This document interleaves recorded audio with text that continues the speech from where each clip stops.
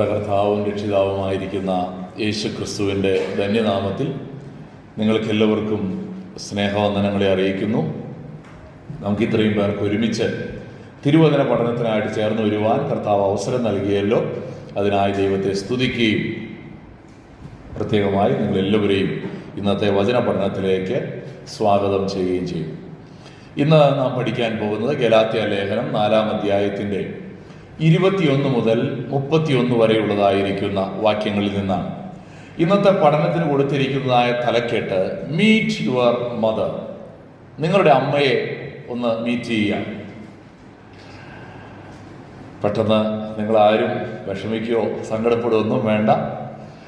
നമ്മളെ ഈ വേദഭാഗത്ത് നിന്ന് പൗലോസ് അപ്പോസ്തലൻ ഗലാത്യയിലെ സഭയ്ക്ക് നൽകുന്നതായ ഒരു നിർദ്ദേശമാണ് മീറ്റ് യുവർ മദർ. നിങ്ങളുടെ അമ്മയെ ഒന്ന് മീറ്റ് ചെയ്യുക. ഞാൻ ഈ തലക്കെട്ടെടുത്തത് വാറൻ WSB ഇതിനെക്കുറിച്ച് എഴുതിയ കമന്റിൽ നിന്നാണ്. Meet your mother. നിന്റെ അമ്മ ആരാണ് എന്ന് അദ്ദേഹം ചോദിക്കുകയാണ്. അതുകൊണ്ട് ഞാൻ ഈ വേദഭാഗത്തിന് കൊടുത്ത തലക്കെട്ടാണ് നിങ്ങളുടെ അമ്മയെ കാണുക.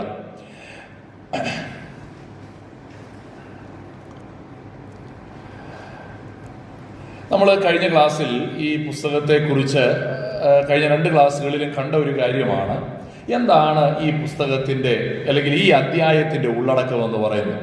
പൗലോസ് അപ്പോസ്തലൻ ക്രിസ്തീയ ജീവിതത്തിൽ ഒരു വ്യക്തിയുടെ രക്ഷ അത് എങ്ങനെയാണ്, കൃപയാലല്ലോ വിശ്വാസം മൂലം നിങ്ങൾ രക്ഷിക്കപ്പെട്ടിരിക്കുന്നത്.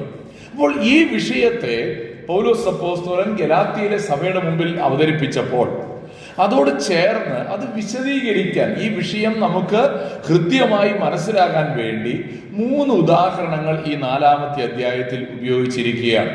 അതിൽ ഒന്നാമത്തെ ഉദാഹരണം എന്ന് പറയുന്നത് എന്താണ്? ഒരു വീട്ടിലെ അനുഭവമാണ്. നിങ്ങൾ ഇനി അടിമയല്ല, വീട്ടിലെ മകനാണ്. അതാണ് 1 മുതൽ 11 വരെയുള്ള വാക്യങ്ങളിൽ നമ്മൾ പഠിച്ചത്.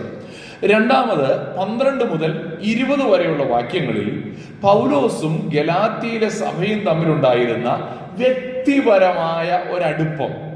ഒരു കാലത്ത് ഗലാത്യയിലെ സഭ ആത്മീയമായി ഏതനുഭവത്തിലായിരുന്നു എന്നുള്ളത് ഓർമ്മപ്പെടുത്തുന്നതായ ചില വാക്യങ്ങൾ. അവര് എത്ര സ്നേഹത്തോടെയാണ് പൗലോസിനോട് ഇടപെട്ടിരുന്നത്, പൗലോസുമായി അവർക്കുണ്ടായിരുന്ന ആത്മബന്ധം എങ്ങനെയായിരുന്നു. എന്നാൽ അവരുടെ ഇടയിൽ ഈ ദുരുപദേശം കടന്നു വന്നപ്പോൾ അവരാരായി മാറി? പൗലോസ് അവർക്ക് അനഭിമതനായി മാറി, അല്ലെങ്കിൽ പൗലോസിനോട് അവർക്ക് താല്പര്യമില്ലാതായി തീർന്നു.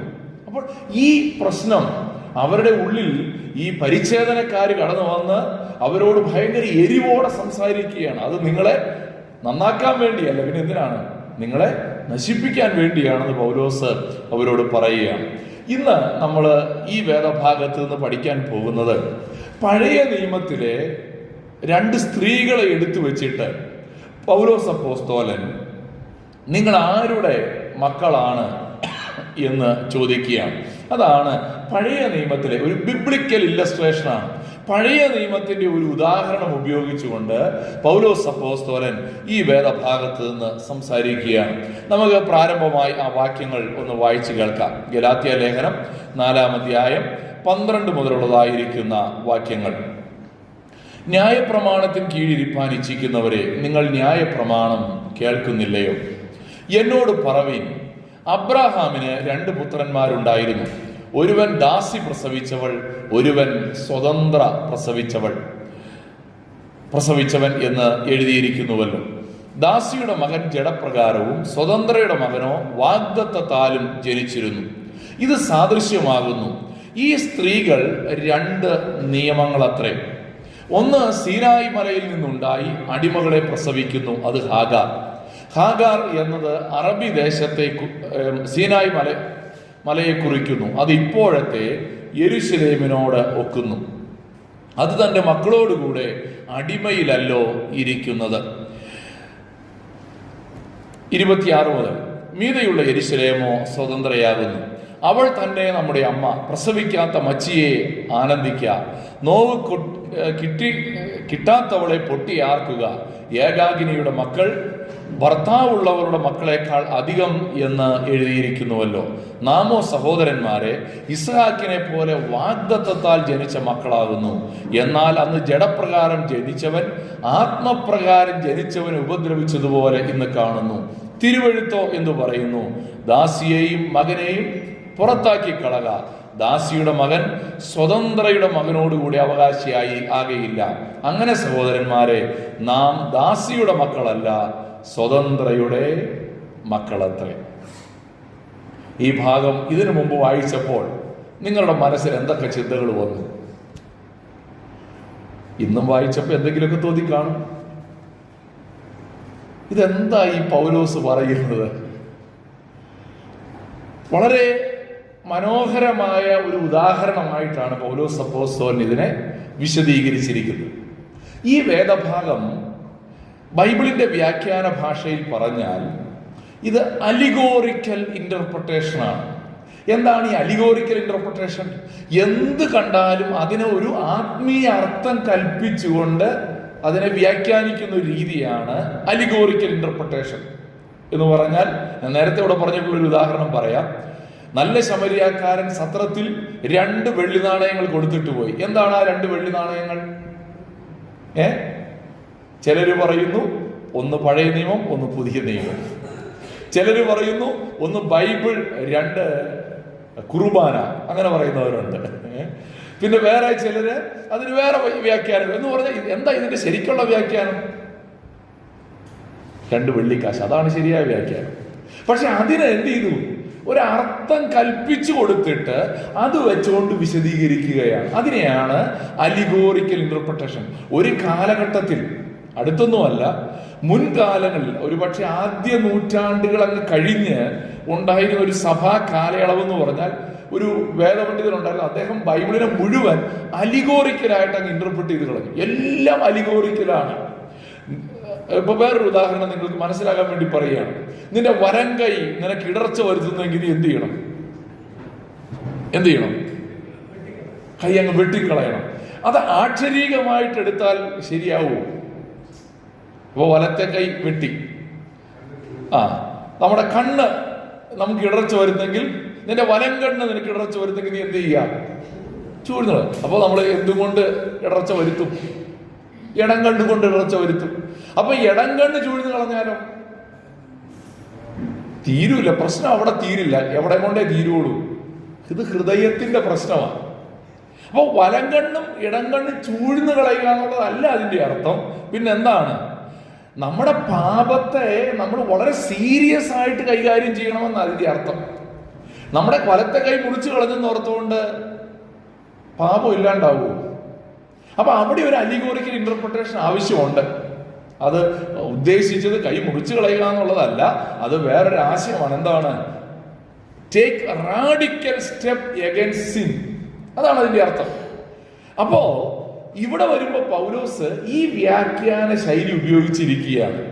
പഴയ നിയമത്തിലെ 2 സ്ത്രീകൾ, ഹാഗാറും സാറയും, ഈ 2 സ്ത്രീകൾ 2 ആശയങ്ങളുടെ പ്രതിനിധികളാണ്. ഈ 2 പ്രതിനിധികളെ വെച്ചുകൊണ്ട് പൗലോസ് താൻ പറയുന്ന കാര്യത്തെ ഇല്ലസ്ട്രേറ്റ് ചെയ്യുക. അതാണ് നമ്മൾ ഈ വേദഭാഗത്ത് പഠിക്കുവാനായിട്ട് പോകുന്നത്. നമുക്ക് എല്ലാ അനുഭവമുള്ള ഒരു കാര്യമാണ്. നമ്മൾ ഈ ഗ്ലാസ് ഡോറുകളിലൊക്കെ പുഷ് പുൾ എന്നൊക്കെ എഴുതി വെച്ചിട്ടുണ്ടാവും അല്ലേ? പുൾ എന്നാണ് എഴുതിയെങ്കിൽ നമ്മൾ ചിലപ്പോൾ പുഷ് ചെയ്യും. ഇനി പുഷ് എന്നാണ് എഴുതിയിരിക്കുന്നതെങ്കിൽ ചിലപ്പോൾ നമ്മൾ പുള്ള് ചെയ്യും. ഒരിക്കൽ ഒരാളിങ്ങനെ വലിക്കുകയാണ്, ഡോറെ പിടിച്ചിട്ട് വലിക്കുകയാണ്. അപ്പൊ കടക്കാരൻ പറഞ്ഞു, എടോ മനുഷ്യ, അവിടെ പുൾ എന്ന് എഴുതിയിരിക്കുന്ന പുഷ് എന്ന് എഴുതിയിരിക്കുന്നത് കണ്ടില്ലേ? അപ്പൊ പുള്ളി പറയാ, ഞാൻ പുഷ് ചെയ്യാണ്. അദ്ദേഹത്തിന്റെ വിചാരം എന്ത് ചെയ്യാണ്? അദ്ദേഹം വലിക്കുകയാണ്, പക്ഷെ പറയുന്നത് എന്താണ്? ഞാൻ പുഷ് ചെയ്യുകയാണെന്നാണ്. ഈ ഗലാത്യ സഭയെ കുറിച്ച് പറയാൻ കഴിയുന്ന ഒരു കാര്യം, അവർ ഈ ക്രിസ്തീയ ജീവിതത്തെ ഇങ്ങനെ പുള്ള് ചെയ്തുകൊണ്ട് പോവുകയാണ്. Pulling back into the law. The Galatians were trying to live the Christian life by pulling back into the law. ന്യായപ്രമാണത്തിലേക്ക് വലിച്ചുകൊണ്ട് പോകപ്പെട്ടവരായി അവർ ക്രിസ്തീയ ജീവിതം നയിക്കുവാനായിട്ട് ശ്രമിക്കുകയാണ്. എന്നാൽ ക്രിസ്തീയ ജീവിതം എന്താണ്? ക്രിസ്തീയ ജീവിതം എന്ന് പറഞ്ഞാൽ ദൈവത്തിന്റെ വാഗ്ദത്തത്തിലേക്ക് നാം നമ്മെ തന്നെ പുഷ് ചെയ്യുകയാണ് ചെയ്യുന്നത്. We are not pulled back into the law, but we are suppose to push forward into the promise. ദൈവിക വാഗ്ദത്തത്തിലേക്കാണ് നമ്മൾ മുന്നോട്ടാണ് പോകേണ്ടത്, അല്ലാതെ ന്യായപ്രമാണത്തിലേക്ക് പോവുകയല്ല ചെയ്യേണ്ടത്. അപ്പൊ ഇവിടെ ഗലാത്യയിലെ സഭയോട് പൗലോസ് അപ്പോസ്തലൻ പറയുന്നത് ഈ സാറായുടെയും ഹാഗാറിന്റെയും ഉദാഹരണത്തിലൂടെ ക്രിസ്തീയ ജീവിതം എന്ന് പറയുന്നത് സാങ്ക്ടിഫിക്കേഷൻ. നമ്മൾ ഇതുവരെ പറഞ്ഞു വന്നപ്പോൾ അവിടെ ജസ്റ്റിഫിക്കേഷൻ ആയിരുന്നു പ്രോമിനൻസ്. നിങ്ങൾ കൃപയാലല്ലോ വിശ്വാസം മൂലം രക്ഷിക്കപ്പെട്ടിരിക്കുന്നു, അത് പറയാനാണ് 3-ാം അധ്യായം വരെ ശ്രമിച്ചത്. പക്ഷെ 4-ാം അധ്യായത്തിലേക്ക് വന്നപ്പോൾ നമ്മുടെ വിശുദ്ധ ജീവിതം എങ്ങനാണ്, അതും കൃപയാലാണെന്നാണ് പൗലോസ് അപ്പോസ്തലൻ പറയാൻ ശ്രമിക്കുന്നത്. അതും കൃപയാലാണ്. We are saved by the grace of God, we are sustained and sanctified by the grace of God. നാം ഇന്ന് നിലനിൽക്കുന്നത് ദൈവകൃപയാലാണ്, നാം ഇന്ന് വിശുദ്ധീകരിക്കപ്പെടുന്നതും ദൈവകൃപയാലാണ്. ഇത് പറയാനാണ് പൗലോസ് അപ്പോസ്തലൻ ഇവിടെ ശ്രമിക്കുക. അതിനുവേണ്ടി ഹാഗാറിന്റെയും സാറായുടെയും കഥ അതിൽ നിന്ന് ഒരു ഇമേജറി എടുത്തു വെച്ചുകൊണ്ട് പൗലോസ് ഇവിടെ പഠിപ്പിക്കുകയാണ്. കുഴപ്പമുണ്ടോ? മനസ്സിലാവുന്നുണ്ടെന്ന് ഞാൻ വിചാരിക്കുകയാണ്. വേഗത്തിൽ ഞാൻ 5 കാര്യങ്ങളാണ് ഈ വാക്യത്തിൽ നമുക്ക് പൗലോസ് ഇത് എഴുതിയിരിക്കുന്നതിൻ്റെ ഒരു സ്ട്രക്ചറാണ് ഇന്ന് നിങ്ങളുടെ മുമ്പിൽ ഞാൻ പ്രസന്റ് ചെയ്യാനായിട്ട് ആഗ്രഹിക്കുന്നത്. ഇതുവരെ നമ്മൾ ചില ആർഗ്യുമെന്റ്സോ അല്ലെങ്കിൽ ചില എക്സ്പ്ലനേഷൻസ് ഒക്കെയാണ്. ഇന്ന് പൗലോസിന്റെ ഒരു സ്ട്രക്ചർ, എങ്ങനെയാണ് പൗലോസ് ഈ വിഷയത്തെ അവതരിപ്പിച്ചത്. ആദ്യം പൗലോസ് ഒരു ചോദ്യം ചോദിച്ചുകൊണ്ടാണ് ആരംഭിക്കുന്നത്. എന്താണ് ചോദ്യം? 21-ാമത്തെ വാക്യത്തിൽ, ന്യായപ്രമാണത്തിൻ കീഴിരിപ്പാൻ ഇച്ഛിക്കുന്നവരെ, നിങ്ങൾ ന്യായപ്രമാണം കേൾക്കുന്നില്ലയോ? പൗലോസ് അപ്പോസ്തലൻ ഒരു ചോദ്യം ചോദിച്ചുകൊണ്ടാണ് ഈ ഇല്ലസ്ട്രേഷൻ ആരംഭിക്കുന്നത്. അവിടെ എനിക്ക് ആ തുടക്കം എന്നെ വളരെ ടച്ച് ചെയ്തൊരു തുടക്കമാണ്. പൗലോസ് അപ്പോസ്തലൻ ഗലാത്യയിലെ സഭയെ അഡ്രസ് ചെയ്തത് എങ്ങനെ? ന്യായപ്രമാണത്തിൻ കീഴ് ഇരിപ്പാൻ ഇച്ഛിക്കുന്നവർ, they desire to be under the law. ന്യായപ്രമാണത്തിന്റെ കീഴിൽ ഇരിക്കാനാണ് അവർക്ക് ആഗ്രഹം. ഞാൻ അതിനെക്കുറിച്ച് ഒന്നും എഴുതിയില്ലെങ്കിൽ പോലും എൻ്റെ മനസ്സിൽ ആ വിളി വല്ലാതെ അങ്ങ് ടച്ച് ചെയ്തു, എന്നെ അത് ഹോണ്ട് ചെയ്തു. ആ വിളി നമ്മൾ ആഗ്രഹിക്കുന്നത് എന്താ? ഒരു നുകത്തിന്റെ കീഴിൽ ഇരിക്കാനാണോ? പിന്നീട് പൗലോസ് അവരെ സഹോദരങ്ങളെ എന്നൊക്കെ വിളിക്കുന്നുണ്ട് അവസാന ഭാഗത്ത്, 30-ാം വാക്യത്തിലും 31-ാം വാക്യത്തിലും ഒക്കെ. പക്ഷെ ഇവിടെ അവരെ അഡ്രസ് ചെയ്തത് ഒരിക്കലും ഒരു ക്രിസ്ത്യാനിയെ അഡ്രസ് ചെയ്യാൻ പാടില്ലാത്ത, അല്ലെങ്കിൽ ക്രിസ്ത്യാനിയെ കുറിച്ച് പ്രതീക്ഷിക്കാത്ത ഒരു അഡ്രസ്സിംഗ് ആണ് പൗലോസ് അവിടെ നടത്തിയത്. ന്യായപ്രമാണത്തിൻ കീഴിരിപ്പാൻ ഇച്ഛിക്കുന്നവരെ. ഞാനിത് പറഞ്ഞതിന്റെ കാരണം 5-ാമത്തെ അധ്യായത്തിലേക്ക് വരുമ്പോൾ ആ സ്വാതന്ത്ര്യമാണ് പൗലോസിന്റെ വിഷയം. അന്ന് നമ്മൾ അതിനെക്കുറിച്ച് കൂടുതൽ വിശദമായിട്ട് ചിന്തിക്കാം. എന്താണ് ഈ ചോദ്യത്തിന്റെ അർത്ഥം? നിങ്ങൾ ന്യായപ്രമാണം കേൾക്കുന്നില്ലയോ എന്ന് പറഞ്ഞാൽ എന്താണ് പൗലോസ് അവിടെ ഉദ്ദേശിക്കുന്നത്? നിങ്ങൾ ന്യായപ്രമാണം കേൾക്കുന്നില്ലയോ എന്ന് പറഞ്ഞാൽ പൗലോസ് അവിടെ ഉദ്ദേശിക്കുന്ന ഒരാശയം, നിങ്ങൾക്ക് ശരിക്കും ന്യായപ്രമാണം എന്താ പറയുന്നതെന്ന് ഇതുവരെ മനസ്സിലായില്ലേ? കേൾക്കുന്നില്ലയോ എന്ന് ചോദിച്ചാൽ ഈ ന്യായപ്രമാണത്തിന്റെ പുറകെ തന്നെയാണോ നിങ്ങൾ പിന്നെയും പോകുന്നത്? നമ്മൾ ചില പിള്ളേരോട് പറയില്ലേ, അവന്റെ കൂട്ടൊന്നും കൂടണ്ട, അവന്റെ തനി സ്വഭാവം അറിഞ്ഞാൽ ഇല്ലേ? ചിലരോട് പറയും തനി സ്വഭാവം അറിഞ്ഞാൽ കാര്യം തന്നെ, അവൻ അത്ര മോശക്കാരനാണ്, അവൻ അത്ര പ്രശ്നക്കാരനാണ്, അവനെ അങ്ങനെ നമുക്ക് കൂടെ കൊണ്ടു നടക്കാൻ പറ്റുന്ന ആളല്ല എന്ന ഒരു ടോണിലാണ് പൗലോസ് അപ്പോസ്തലൻ ഈ ചോദ്യം അവിടെ ചോദിക്കുന്നത്. ന്യായപ്രമാണത്തിൻ കീഴിൽ ഇരിപ്പാൻ ഇച്ഛിക്കുന്നവരെ, നിങ്ങൾ ന്യായപ്രമാണം കേൾക്കുന്നില്ലയോ? വേറൊരു രീതിയിൽ പറഞ്ഞാൽ, അവന്റെ യഥാർത്ഥ സ്വഭാവം മനസ്സിലാക്കിയ നിങ്ങൾ അവനെ ഓടിക്കും, അല്ലെങ്കിൽ നിങ്ങൾ അവന്റെ കൂട്ടുവെട്ടും, നിങ്ങൾ അവനിൽ നിന്ന് പിന്മാറും, നിങ്ങൾ അവനുമായിട്ടുള്ള ബന്ധം വിച്ഛേദിക്കും.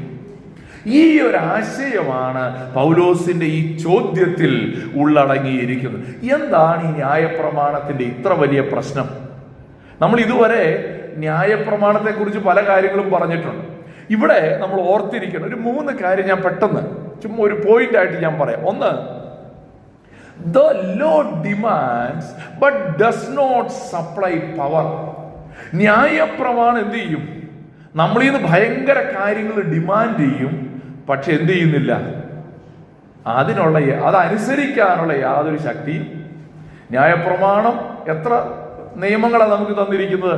613 നിയമങ്ങൾ ന്യായപ്രമാണം തന്നിട്ടുണ്ട്. പക്ഷെ ഇതിൽ ഒരു നിയമം പോലും അനുസരിക്കാനുള്ള ശക്തി ന്യായപ്രമാണം നമുക്ക് തരുന്നില്ല. ഇസ്രായേൽ മക്കൾ മിസ്രയീമിലായിരുന്നപ്പോൾ ഫറവോ പറഞ്ഞു, ഈ മോശ ചെന്ന് ഒരു റിക്വസ്റ്റ് ചോദിച്ചു, ഞങ്ങൾക്ക് എന്ത് ചെയ്യണം? ഞങ്ങളുടെ ദൈവത്തെ ആരാധിക്കാൻ വേണ്ടി പോകണം, അതുകൊണ്ട് വിട്ടയക്കണമെന്ന് പറഞ്ഞു. ഫറവോ ഉടനെ പറഞ്ഞു, ഇവന്മാർ മടിയന്മാരാണ്, വേല ചെയ്യാൻ മടിയായതുകൊണ്ടാണ്, അതുകൊണ്ട് ഇനി എന്ത് ചെയ്തോണം?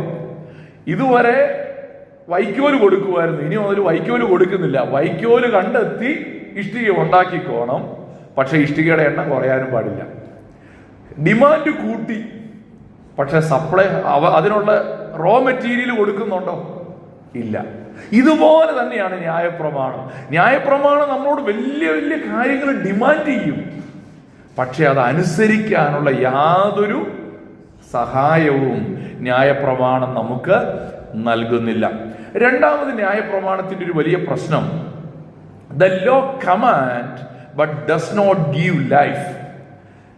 ന്യായപ്രമാണം നമ്മളോട് ചില കാര്യങ്ങളൊക്കെ കൃത്യമായിട്ട് കൽപ്പിക്കുന്നുണ്ട്.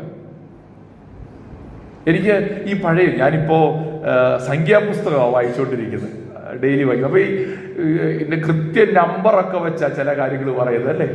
എത്ര ദിവസം അശുദ്ധനാണ്? 7 ദിവസം, 14 ദിവസം, നമ്പർ ഭയങ്കര. അപ്പൊ നമുക്ക് ഭയങ്കര ഈസിയാ മനസ്സിലാക്കാൻ. കാരണം എന്താ? കൃത്യം 7 ദിവസം, കൃത്യം 14 ദിവസം. അപ്പൊ ഒരു കണക്ക്, വളരെ കൃത്യമായ കൽപ്പനകളാ. പക്ഷെ ഒരു കുഴപ്പമുണ്ട്, ഇനി ഇതെല്ലാം അനുസരിച്ചാൽ നിത്യജീവൻ കിട്ടുമോ? അതൊട്ടില്ലാതാരും. ഈ ന്യായപ്രമാണം അനുസരിച്ച് ജീവിപ്പിക്കുന്നതല്ല. ഞാൻ ആ വാക്യങ്ങൾ കാണിച്ചു തരാം. ഞാൻ ഈ 3 കാര്യം ഒന്ന് പറഞ്ഞയച്ച് ആ വാക്യങ്ങളിലേക്ക് പോകാമെന്ന് വിചാരിക്കുകയാണ്. മൂന്നാമത് ന്യായപ്രമാണത്തിന്റെ ഒരു കാര്യം, the law reveals sin but cannot remove it. ന്യായപ്രമാണം നമ്മിലുള്ള പാപത്തെ വെളിപ്പെടുത്തും, പക്ഷെ എന്ത് ചെയ്യുന്നില്ല? ആ പാപത്തെ നമ്മളിൽ നിന്ന് നീക്കുന്നില്ല. അപ്പോൾ ഈ 3 കാര്യങ്ങൾ ന്യായപ്രമാണ സംബന്ധമായി വളരെ ഗൗരവതരമായിട്ട് നമ്മൾ മനസ്സിലാക്കണം. നോക്കിയാട്ടെ, റോമാലേഖനം 8-ാമത്തെ അധ്യായത്തിൽ പൗലോസ് അപ്പോസ്തലൻ പറയുകയാണ്, അതുകൊണ്ട് ഇപ്പോൾ ക്രിസ്തുയേശുവിലുള്ളവർക്ക് ഒരു ശിക്ഷാവിധിയും ഇല്ല എന്ന് പറഞ്ഞു വന്നിട്ട് 3-ാമത്തെ വാക്യത്തിൽ പറയുകയാണ്, ജഡത്താലുള്ള ബലഹീനത നിമിത്തം ന്യായപ്രമാണത്തിന് കഴിയാഞ്ഞതിനെ. എന്തുകൊണ്ടാണ് കർത്താവ് ന്യായപ്രമാണത്തിന് പകരമായി ഒരു പുതിയ നിയമം നമുക്ക് തന്നതെന്ന് ചോദിച്ചാൽ, ന്യായപ്രമാണത്തിന് കഴിയാത്ത ചിലതുണ്ട്. ന്യായപ്രമാണത്തിന് കഴിയാത്ത ചിലതുണ്ട്. നമ്മെ ജീവിപ്പിക്കുന്നതല്ല ന്യായപ്രമാണം. അതാണ് ഇവിടുത്തെ പ്രശ്നം. മനസ്സിലാവുന്നുണ്ടോ? ന്യായപ്രമാണത്തിന്റെ പ്രശ്നം നമ്മളെ ജീവിപ്പിക്കുന്നതല്ല. ന്യായപ്രമാണത്തിന് കഴിയാഞ്ഞതിനെ സാധിപ്പാൻ ദൈവം തന്റെ പുത്രനെ പാപജഡത്തിന്റെ സാദൃശ്യത്തിലും പാപം നിമിത്തവും അയച്ചു. പാപത്തിന് ജഡത്തിൽ ശിക്ഷ വിധിച്ചു. അപ്പോൾ നമ്മുടെ പാപത്തെ നമ്മിൽ നിന്ന് മാറ്റാൻ ന്യായപ്രമാണത്തിന് സാധ്യമല്ല. ന്യായപ്രമാണത്തിന് നമ്മെ ശക്തീകരിക്കാൻ സാധ്യമല്ല. ന്യായപ്രമാണത്തിന് നമ്മെ ജീവിപ്പിക്കാനും സാധ്യമല്ല. ഈ യാഥാർത്ഥ്യം തിരിച്ചറിയേണ്ടത് വളരെ ആവശ്യമാണ്. അപ്പൊ പൗലോസ് ചോദിക്കുന്നതാണ്, ഇതൊക്കെ അറിഞ്ഞിട്ടാണോ നിങ്ങൾ പിന്നെയും എങ്ങോട്ട് പോകാൻ ആഗ്രഹിക്കുന്നത്? ന്യായപ്രമാണത്തിന്റെ കീഴിലേക്ക് പോകാൻ ആഗ്രഹിക്കുന്നത്. 21-ാം വാക്യം നോക്കി. 21-ാം വാക്യം, എന്നാൽ ന്യായപ്രമാണം ദൈവ വാഗ്ദത്തങ്ങൾക്ക് വിരോധമോ? ഒരു നാളുമല്ല. ജീവിപ്പിപ്പാൻ, ഗലാത്യർ 3:21 കഴിഞ്ഞ അധ്യായത്തിൽ നമ്മൾ പഠിച്ചതാ. ന്യായപ്രമാണം ദൈവ വാഗ്ദത്തങ്ങൾക്ക് വിരോധമോ? ഒരു നാളുമല്ല. ജീവിപ്പിപ്പാൻ കഴിയുന്ന ഒരു ന്യായപ്രമാണം നൽകിയിരുന്നു എങ്കിൽ ന്യായപ്രമാണം വാസ്തവമായി നീതിക്ക് ആധാരമാകുമായിരുന്നു. അപ്പോൾ അതിന്റെ ആ വാക്യത്തിൽ നിന്ന് തന്നെ നമുക്കൊരു കാര്യം മനസ്സിലാകും, ന്യായപ്രമാണത്തിന് എന്ത് കഴിയില്ല? ജീവിപ്പിക്കാൻ കഴിയില്ല. അതാണ് പ്രശ്നം. ജീവിപ്പിക്കാൻ കഴിയുന്നതല്ല ന്യായപ്രമാണം. എബ്രായർ 7-ാം അധ്യായം 18-ാം വാക്യം കൂടെ ഇത് മനസ്സിലാകാൻ വേണ്ടിയാണ്. എബ്രായർ 7:18, 18, 19 വാക്യം. മുമ്പിലത്തെ കൽപ്പനയ്ക്ക് എന്ന് പറഞ്ഞാൽ ന്യായപ്രമാണത്തിന് അതിന്റെ ബലഹീനതയും നിഷ്പ്രയോജനവും നിമിത്തം. ന്യായപ്രമാണത്തെ കുറിച്ച് പറഞ്ഞപ്പോൾ 2 പ്രയോഗങ്ങൾ വന്നിരിക്കുകയാണ്. എന്താണ്? അതിന്റെ ബലഹീനത. 2, അതിന്റെ, ആ വാക്ക് എന്നെ വളരെ ചിന്തിപ്പിച്ചൊരു വാക്കാണ്, നിഷ്പ്രയോജനവും നിമിത്തം. നമുക്കത് ബെനഫിഷ്യൽ അല്ല. എങ്ങനെ? ആത്മീയ അർത്ഥത്തിൽ നമുക്കത്. അപ്പോൾ നിങ്ങളുടെ മനസ്സിൽ ചില ചോദ്യങ്ങൾ വരും, ഞാൻ അതിലേക്ക് പിന്നീട് വരുന്നുണ്ട്. 2 കൊരിന്ത്യർ 3:6 വാക്യം. അവിടെ പൗലോസ് ഈ ന്യായപ്രമാണത്തെയും പുതിയ നിയമത്തെയും തമ്മിൽ കമ്പയർ ചെയ്തപ്പോൾ പറഞ്ഞൊരു വാക്കാണ്, അക്ഷരം കൊല്ലുന്നു, ആത്മാവോ ജീവിപ്പിക്കുന്നു. പഴയ നിയമത്തിന്റെ പ്രമാണം അക്ഷരത്തിന്റെ പ്രമാണമാണ്. എന്നാൽ പുതിയ നിയമത്തിന്റെ പ്രമാണം എന്താണ്? ആത്മാവിന്റെ പ്രമാണമാണ്. അതെന്ത് ചെയ്യുന്നു? നമ്മളെ ജീവിപ്പിക്കുന്നു. അപ്പോൾ ഈ വേദഭാഗത്ത് പൗലോസ് പറയാൻ ശ്രമിച്ച കാര്യം ഇത്രയേ ഉള്ളൂ. എന്താണ്? നമ്മുടെ ക്രിസ്തീയ ജീവിതത്തിൽ നാം ന്യായപ്രമാണത്തിന്റെ തനി സ്വരൂപം മനസ്സിലാക്കിയാൽ പിന്നെയും അതേ അടിമത്വത്തിലേക്ക് പോകാൻ ആഗ്രഹിക്കുകയില്ല. മനസ്സിലാകാൻ ഒരു ചോദ്യം ചോദിക്കട്ടെ. നോട്ട് നിരോധനം ഒരിക്കൽ കൂടെ വരാൻ ആഗ്രഹിക്കുന്നുണ്ടോ? കോവിഡ് ഒരിക്കൽ കൂടെ വരാൻ ആഗ്രഹിക്കുന്നുണ്ടോ? ആ ലോക്ക്ഡൗൺ സീസൺ, അയ്യോ വേണ്ടായേ, കാര്യമല്ല. നമ്മൾ അതിന്റെ തിക്തഫലം അനുഭവിച്ചവരാണ്, നമുക്കത് അനുഭവമുള്ളതാണ്. ഇനി ഒന്നും കൂടി അതിൻ്റെ അകത്തേക്ക് ആ നോട്ട് നിരോധനം വന്ന സമയത്ത് ഒന്ന് ബാങ്കിൽ പോയാൽ, ഞാൻ അന്നേരം ഓർത്തു ഇത്രയും വലിയ ക്യൂ മനുഷ്യർക്ക് ഉണ്ടാക്കാൻ പറ്റുമെന്ന് അന്നേരം മനസ്സിലായത്. ഞാനും ക്യൂ നിന്നു വന്ന്. ഞാൻ പറഞ്ഞതിന്റെ കാര്യം ഇത്രയേ ഉള്ളൂ. നമ്മൾ ഇതിന്റെയൊക്കെ, എന്നാൽ നമ്മുടെ കുഞ്ഞുങ്ങളെ സംബന്ധിച്ചിടത്തോളം ഇവർക്കൊന്നും അതിന്റെ ഗൗരവം ഒരിക്കലും മനസ്സിലായിട്ടില്ല. ലോക്ക്ഡൗൺ കുറച്ചുകൂടെ അവർക്ക് മനസ്സിലായി. പക്ഷെ ആ നോട്ട് നിരോധനം എന്താണത്? അന്ന് എന്താ സംഭവിച്ചത്? ഒരു എമർജൻസി സിറ്റുവേഷൻ വന്നു. പക്ഷെ അതിന്റെ ഗൗരവം മനസ്സിലാകുമ്പോൾ നമുക്ക് ഒരിക്കലും അങ്ങോട്ട് തിരിച്ചു പോകാൻ ആഗ്രഹമില്ല. ബിസിനസ്സുകൾ ആകെ ഡള്ളായ ഒരു സാഹചര്യം, എന്ത് ചെയ്യണമെന്ന് ആളുകൾ അറിയാത്ത സാഹചര്യം, എങ്ങനെ പുറത്തേക്ക് വരും, ഇനി എന്താകും മുന്നോട്ട് എന്നറിയാത്ത സാഹചര്യം. ആ ലോക്ക്ഡൗൺ സമയത്ത് ഞാൻ ഒരു ദിവസം അരി മേടിക്കാൻ വേണ്ടി ഒന്ന് പുറത്തിറങ്ങി. ഞാനത് എൻ്റെ ഒരിക്കലും മറക്കാത്തൊരു കാഴ്ചയായി. ഇപ്പോഴും എൻ്റെ മനസ്സിലുണ്ട്. ജിബിയുടെ വീട്ടിലായിരുന്നു ഞാൻ ആ ലോക്ക്ഡൗണിന്റെ സമയത്ത്. 15 ദിവസം അവിടെ നിന്നു. അരി മേടിക്കാൻ വേണ്ടി ഞാൻ സ്കൂട്ടറും എടുത്ത് പുറത്തിറങ്ങുമ്പോൾ ഭയങ്കര, കുറുപ്പുംപടി എന്ന് പറഞ്ഞാൽ ഭയങ്കര റഷായിട്ടുള്ളൊരു ജംഗ്ഷനാണ്. ഒരു മനുഷ്യനില്ല. എനിക്ക് പെട്ടെന്ന് ആമോസിന്റെ പ്രവചനത്തിലെ വാക്യം ഓർമ്മ വന്നു, നിങ്ങളുടെ തെരുവുകൾ ശൂന്യമായി കിടക്കുക. ആ വാക്യം എൻ്റെ മനസ്സിൽ സ്ട്രൈക്ക് ചെയ്ത്. അതിന്റെ ആ ഒരു ശൂന്യതയുടെ ഒരു ഭീകരതയുണ്ടല്ലോ. എപ്പോഴും തിരക്ക് നിറഞ്ഞൊരു റോഡ്, ശൂന്യമായി എന്ന് പറഞ്ഞാൽ ഒരു സ്കൂട്ടർ പോലും വരാതെ. എൻ്റെ സ്കൂട്ടർ മാത്രമേ ഉള്ളൂ ആ റോഡിൽ. അപ്പൊ നമുക്ക് ഒരിക്കലും എന്ത് ആഗ്രഹമില്ല, ഈ അവസ്ഥകളിലേക്ക് തിരിച്ചു പോകാൻ ആഗ്രഹമില്ല.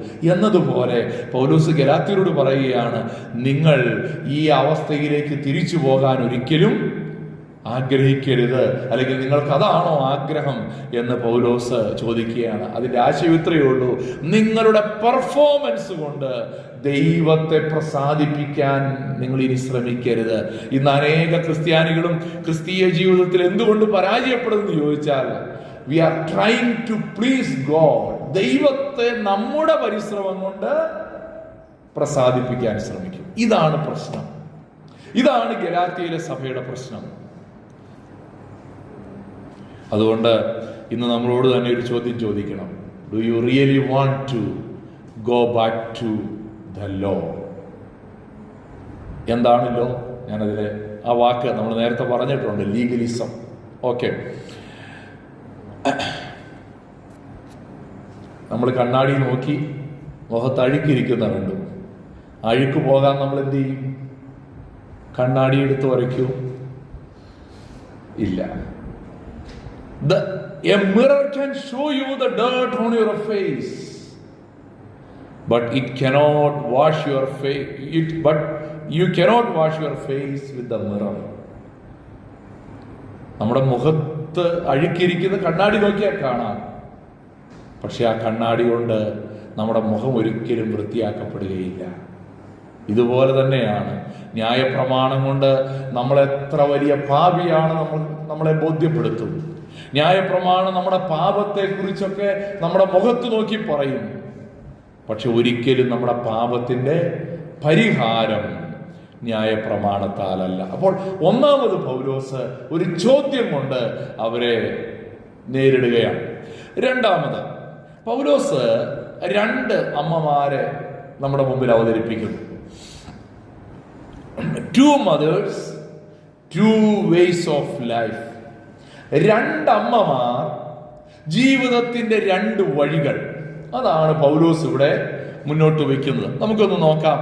22ഉം 23ഉം വാക്യങ്ങളിൽ ഈ വിഷയമാണ് പൗലോസ് പ്രസന്റ് ചെയ്യുന്നത്. എന്നോട് പറവീൻ, അബ്രഹാമിന് 2 പുത്രന്മാർ ഉണ്ടായിരുന്നു. ഒരുവൻ ദാസി പ്രസവിച്ചവൾ, ഒരുവൻ സ്വതന്ത്ര പ്രസവിച്ചവൻ എന്ന് എഴുതിയിരിക്കുന്നുവല്ലോ. ദാസിയുടെ മകൻ ജഡപ്രകാരവും സ്വതന്ത്രയുടെ മകനോ വാഗ്ദത്തത്താലും ജനിച്ചിരുന്നു. ഇവിടെ 2 സ്ത്രീകൾ. ഇത് ആരൊക്കെയായി 2 സ്ത്രീകൾ? അബ്രഹാമിന് 2 പുത്രന്മാരുണ്ടായിരുന്നു. ഒരുവൻ ദാസി പ്രസവിച്ചവൾ, ഒരുവൻ സ്വതന്ത്ര പ്രസവിച്ചവൾ. പേര് നമുക്കറിയാം. അടുത്ത വാക്യത്തിലേക്ക് വരുമ്പോൾ ആ പേരുകളും അവിടെ കാണുന്നുണ്ട്. ഒന്നാമത്തെ ആള് ഹാഗാർ. ഹാഗാർ പ്രസവിച്ചത് ആരെയാണ്? ഇസ്മായേലിനെ. അവിടെ ഈ ഹാഗാറിനെ കുറിച്ച് നമ്മൾ വായിക്കുന്നത് ദാസി പ്രസവിച്ചവൾ എന്നാണ്. നമുക്കറിയാം എന്താണ് ഈ ഹാഗാർ ഒരു കുഞ്ഞിനെ പ്രസവിക്കാനിടയായ സാഹചര്യമെന്ന്, അല്ലേ? അറിയാമല്ലോ. അപ്പൊ അതിൽ നിന്ന് നമ്മൾ ചില കാര്യങ്ങൾ പഠിക്കാൻ പോവുകയാണ്. എന്താണ് അതിൻ്റെ അർത്ഥം? അതിൻ്റെ അർത്ഥം, മനുഷ്യൻ ദൈവത്തെ സഹായിക്കാൻ ശ്രമിച്ചപ്പോഴാണ് ഹാഗാർ ഒരു കുഞ്ഞിനെ പ്രസവിച്ചത്, അല്ലേ? ആണോ? എന്നെ എപ്പോഴും ചിന്തിപ്പിക്കുകയും എന്നും എവർഗ്രീനായ ഒരു തോട്ടാത്, അല്ലേ? നമ്മളെല്ലാം ദൈവത്തെ അങ്ങ് വല്ലാതെ സഹായിച്ചു കളയുന്ന ആൾക്കാരാണ്. Trying to help God. ദൈവത്തെ നമ്മൾ എന്ത് ചെയ്യുകയാണ്? സഹായിക്കുകയാണ്. സാറ അബ്രഹാമിനോട് പറയുകയാണ്, ഞാൻ പ്രസവിക്കാതിരിക്കാൻ യഹോവ എന്റെ ഗർഭം അടച്ചിരിക്കുന്നുവല്ലോ. ഉൽപ്പത്തി 16ന്റെ 2-ാം വാക്യത്തിൽ. എന്റെ ദാസിയുടെ അടുക്കൽ ചെന്നാലും പക്ഷെ അവളാൽ എനിക്ക് മക്കൾ ലഭിക്കും എന്ന് പറഞ്ഞു. അബ്രാം സാറായുടെ വാക്ക് അനുസരിച്ചു. അബ്രാമും സാറായും കൂടെ ഒരു എഗ്രിമെന്റിലേക്ക് വന്നു. എന്താ? നമുക്ക് 2 പേർക്കും കൂടെ ദൈവത്തെ ഒന്ന് സഹായിച്ചേക്കാം. ദൈവം കാര്യം വാഗ്ദത്വം ഒക്കെ ചെയ്തത് ശരിയാ, പക്ഷെ എനിക്ക് തോന്നുന്നില്ല ദൈവത്തെ കൊണ്ടത് നടക്കുമെന്ന്. നമ്മളല്ലാതെ പിന്നെ ആരാ ദൈവത്തെ സഹായിക്കുക? അബ്രഹാം സാറായും കൂടെ ദൈവത്തെ സഹായിക്കാൻ ഇറങ്ങി പുറപ്പെട്ടു. 86ാമത്തെ വയസ്സിൽ, അബ്രഹാമിന് 86 വയസ്സായപ്പോ ആര് ജനിച്ചു? ഇസ്മായേൽ ജനിച്ചു. നമ്മൾ പലപ്പോഴും ഈ ദൈവത്തെ സഹായിക്കുന്ന പ്രോജക്റ്റുമായിട്ടാണ് മുന്നോട്ട് പോയിക്കൊണ്ടിരിക്കുന്നത്. നമ്മുടെ ഒരു പദ്ധതിയും നമ്മുടെ ഒരു പ്ലാനും ദൈവത്തെ സഹായിക്കാൻ, ഇത് ദൈവത്തിന് ആവശ്യമുണ്ടോ?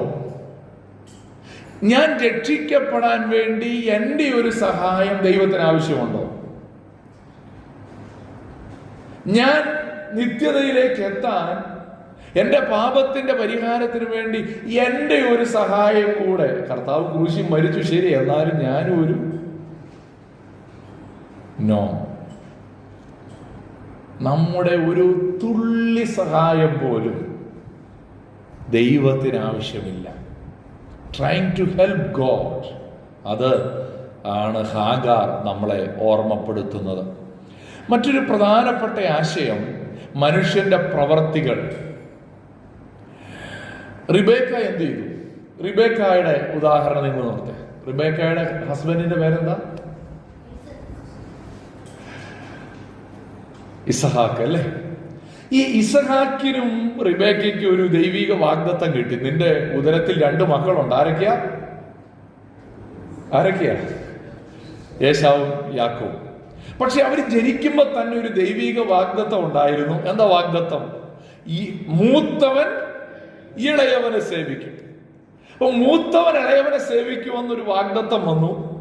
പക്ഷെ ഇസഹാക്കിന്റെ ഉള്ളിൽ ഈ വേട്ടയിറച്ചിയുടെ രുചി ഇരുന്നുകൊണ്ട് പറഞ്ഞു, മൂത്തവനെ വിളിച്ചേച്ച് പറഞ്ഞു, എടാ നിന്നെ ഞാൻ അനുഗ്രഹിക്കാം. കാര്യം ദൈവം അങ്ങനെയൊക്കെ പറഞ്ഞത്. പക്ഷെ ഞാൻ എന്ത് ചെയ്യാം? നിന്നെ അനുഗ്രഹിക്കും. നീ പോയി നല്ല വേട്ടയിറച്ചി, ആനിമലിന്റെ പേരൊന്നും പറയുന്നില്ല, നമുക്ക് അറിഞ്ഞുകൂടാ ബൈബിളില്, ഒരു വേട്ടയിറച്ചി. അപ്പൊ ഇസ്ഹാക്ക് ഇതും പ്രതീക്ഷിച്ചിരിക്കുമ്പോഴാണ് റിബേക്ക ഇത് കേട്ടിട്ട് റിബേക്കയുടെ ഉള്ളിൽ തോന്നിയടാ, ദൈവത്തിന്റെ വാഗ്ദത്തം അങ്ങനെ അല്ലല്ലോ, ഇളയവനെ മൂത്തവൻ സേവിക്കുമെന്നല്ലേ. പക്ഷെ ഇപ്പൊ മൂത്തവനെ അനുഗ്രഹിക്കാൻ പോവുക. എന്ത് ചെയ്തു? റിബേക്ക ദൈവത്തിന്റെ വാഗ്ദത്തം നിവർത്തിക്കാൻ റിബേക്കയുടെ വക ഒരു കോൺട്രിബ്യൂഷൻ. മോനെ യാക്കോബെ നീങ്ങുക, എന്റെ കയ്യിലൊരു ഐഡിയ ഉണ്ട്. നീ ആടിനെ അറുത്ത് നമുക്ക് എന്ത് ചെയ്യാം, ഞാൻ കറി വെച്ച് തരാം, നല്ല ഉഗ്രം കറി. അപ്പന്റെ ടേസ്റ്റ് എനിക്കല്ലേ നന്നായിട്ട് അറിയാവുന്നത്.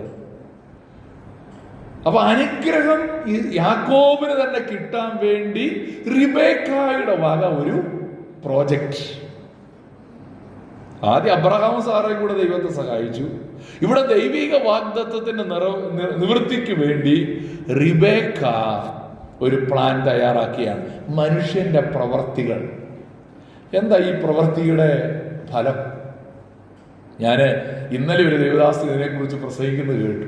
അപ്പൊ അദ്ദേഹം പറഞ്ഞൊരു കാര്യമാണ്, റിബേക്ക മോനെ സഹായിച്ചു, അതുകൊണ്ടൊരു ഗുണമുണ്ടായി. മോൻ ആയുസിലൊന്നും നിൽക്കാൻ പറ്റിയിട്ടില്ല, ജീവിതകാലം മുഴുവൻ ഓട്ടമായിരുന്നു.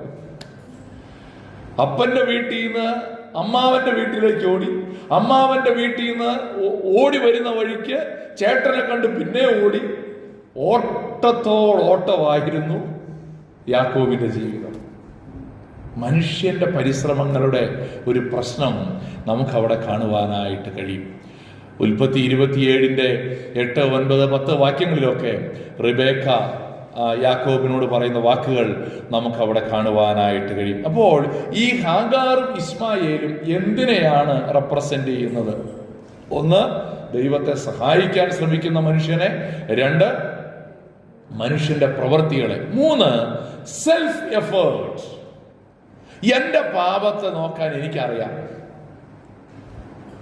അനേകം ക്രിസ്ത്യാനികളും ഈ ഒരു ചിന്താഗതി ഉള്ളവരാണ്.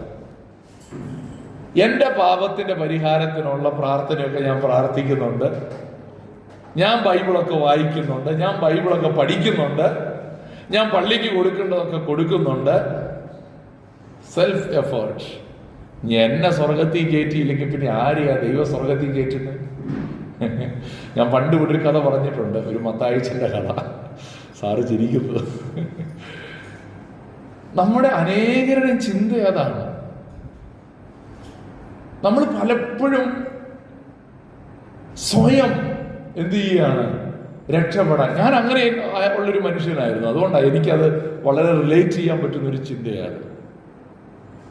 ഞാൻ പള്ളിയിൽ പോകുന്നുണ്ടല്ലോ, ഞാൻ പ്രാർത്ഥിക്കുന്നുണ്ടല്ലോ, ഞാൻ ആരാധനയ്ക്ക് പോകുന്നുണ്ടല്ലോ, ദശാംശം കൊടുക്കുന്നുണ്ടല്ലോ, എല്ലാം പള്ളിയുമായി ബന്ധപ്പെട്ടതല്ല, വളരെ റിലീജിയസ് ആണ്. ഒരു സെൽഫ് എഫേർട്ട് ഉണ്ട്. We are not putting our trust on Jesus. യേശുക്രിസ്തുവിൽ നമ്മുടെ ആശ്രയം വെക്കാതെയുള്ള ഒരു എഫേർട്ട്. പക്ഷേ ഇത് സിംബലൈസ് ചെയ്യുന്നൊരു വളരെ ഗൗരവതരമായ പ്രശ്നം. It's slavery. ഇതൊരു ബോണ്ടേജ് ആണ്. ഹാഗാർ അവൾ എന്നും ആരാണ്? ദാസിയാണ്. നിങ്ങൾ ഒരു കാര്യം ഓർക്കണേ, ഈ അബ്രഹാമിന് ഹാഗാറിൽ ഒരു കുഞ്ഞ് ജനിച്ചു കഴിഞ്ഞിട്ട് അവള് ദാസി എന്ന സ്റ്റാറ്റസ് മാറിയോ? ഒക്കെ എന്തെങ്കിലും? ഇസ്മായേലിന് എന്തെങ്കിലും സ്റ്റാറ്റസ് മാറിയോ? ഒരിക്കലും മാറിയില്ല. എവർഗ്രീൻ ബോണ്ടേജിലാണ്. നമ്മുടെ സ്വന്തം പരിശ്രമം കൊണ്ട് ദൈവത്തിന്റെ മുമ്പിൽ നീതീകരിക്കപ്പെടാൻ ശ്രമിച്ചാൽ, ഒന്ന് ശ്രമിച്ചു, അപ്പൊ നമുക്കൊരു ചെറിയ റിലീഫ് കിട്ടിയില്ലേ? ഇന്നത്തേക്കൊരു ആശ്വാസം കിട്ടി. നാളെയോ നമ്മുടെ ഉള്ളിലൊരു ചിന്ത വരും, അയ്യോ ഇന്നൊന്നും ചെയ്തില്ലല്ലോ ദൈവത്തെ പ്രസാദിപ്പിക്കാൻ. ഇന്ന് അടുത്ത സ്റ്റെപ്പ് നമ്മൾ ചെയ്യും.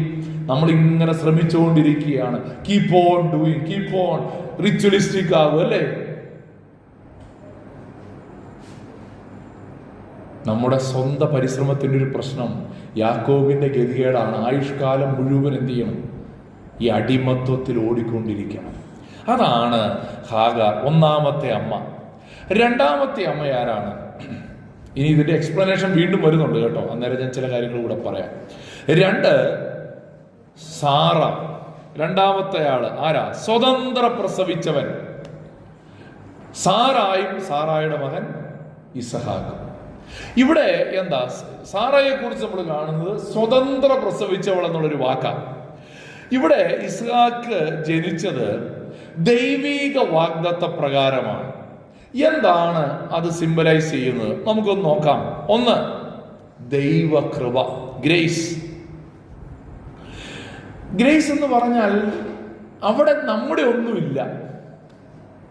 ഈ അബ്രഹാം സാറായെ കുറിച്ച് ബൈബിളിൽ പറഞ്ഞിരിക്കുന്ന, പഴയ നിയമത്തിലല്ല പുതിയ നിയമത്തിൽ എഴുതിയിരിക്കുന്ന ഒരു വാക്കാണ്. റോമർ 4:19.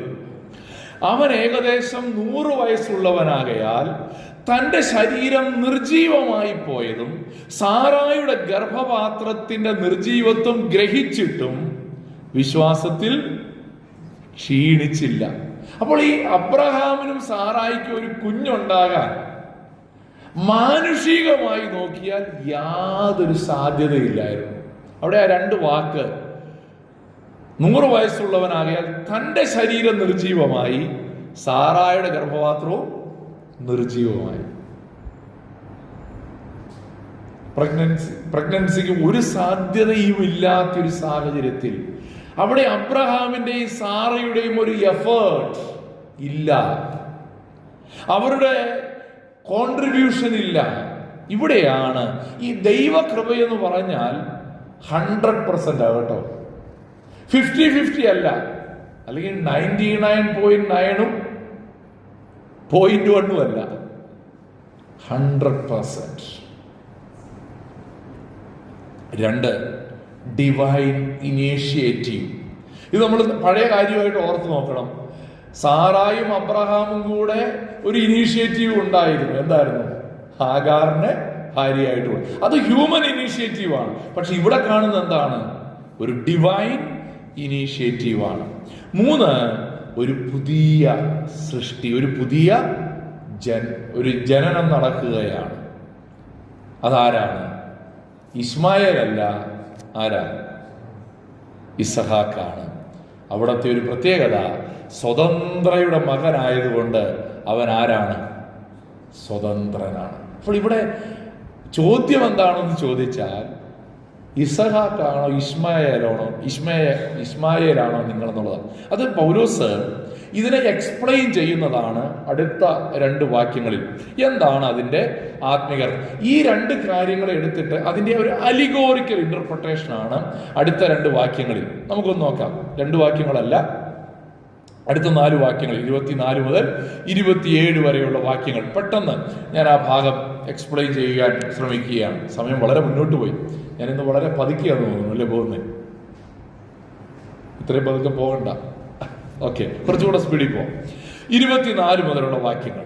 24-25 വാക്യങ്ങളിൽ നാം വായിക്കുന്നത് ഇത് സാദൃശ്യമാകും. അപ്പോൾ എന്താണ് അതിന്റെ അർത്ഥമെന്ന് പൗലോസ് പറയാൻ ശ്രമിക്കുകയാണ്. ഈ പറഞ്ഞത് ഹാഗാറും സാറായും ഒരു സാദൃശ്യമാകും. എന്താണ് ആ സാദൃശ്യത്തിന്റെ അർത്ഥം?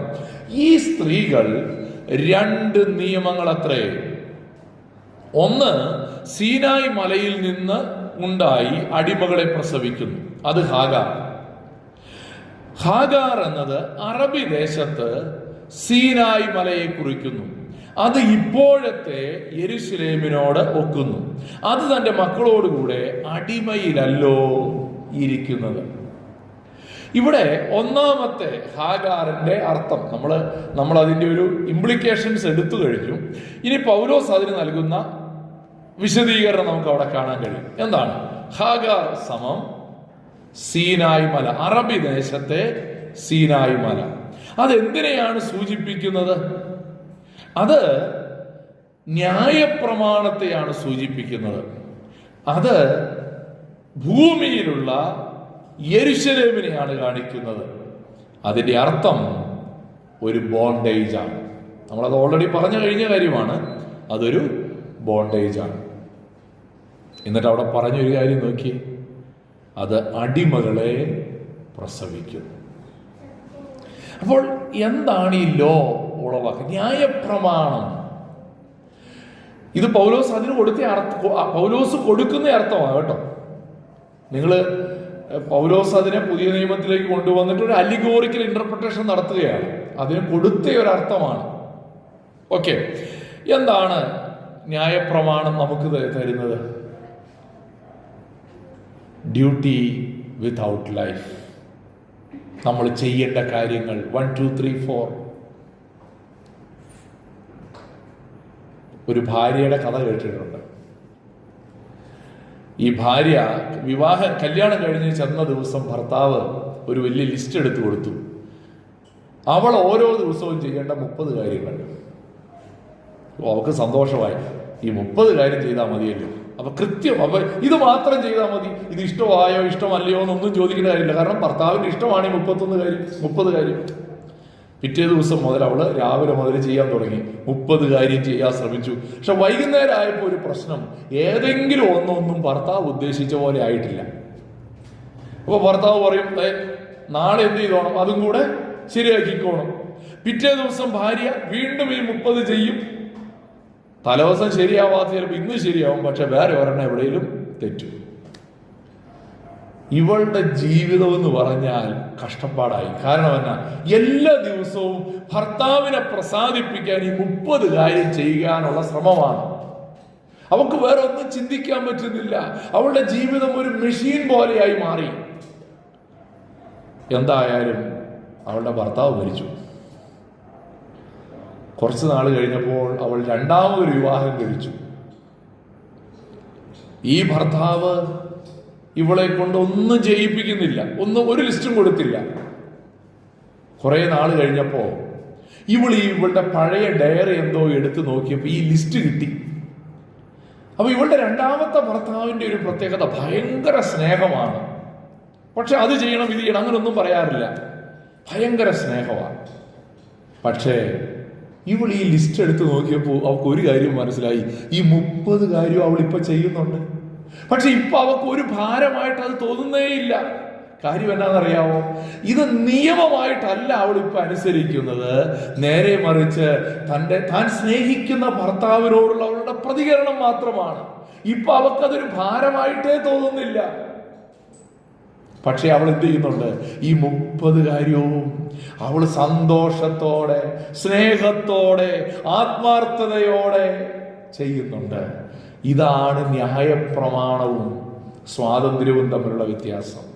എന്താണ് ക്രിസ്തീയ സ്വാതന്ത്ര്യം?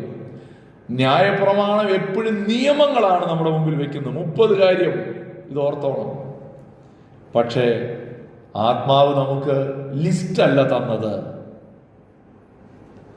ആത്മാവ് നമുക്ക് തരുന്നത് ഇത് ചെയ്യാനുള്ള ശക്തിയും ഇത് സന്തോഷത്തോടെ ചെയ്യാനുള്ള ആത്മീയ അനുഭവങ്ങളുമാണ് പരിശുദ്ധാത്മാവ് നമുക്ക് തരുന്നത്.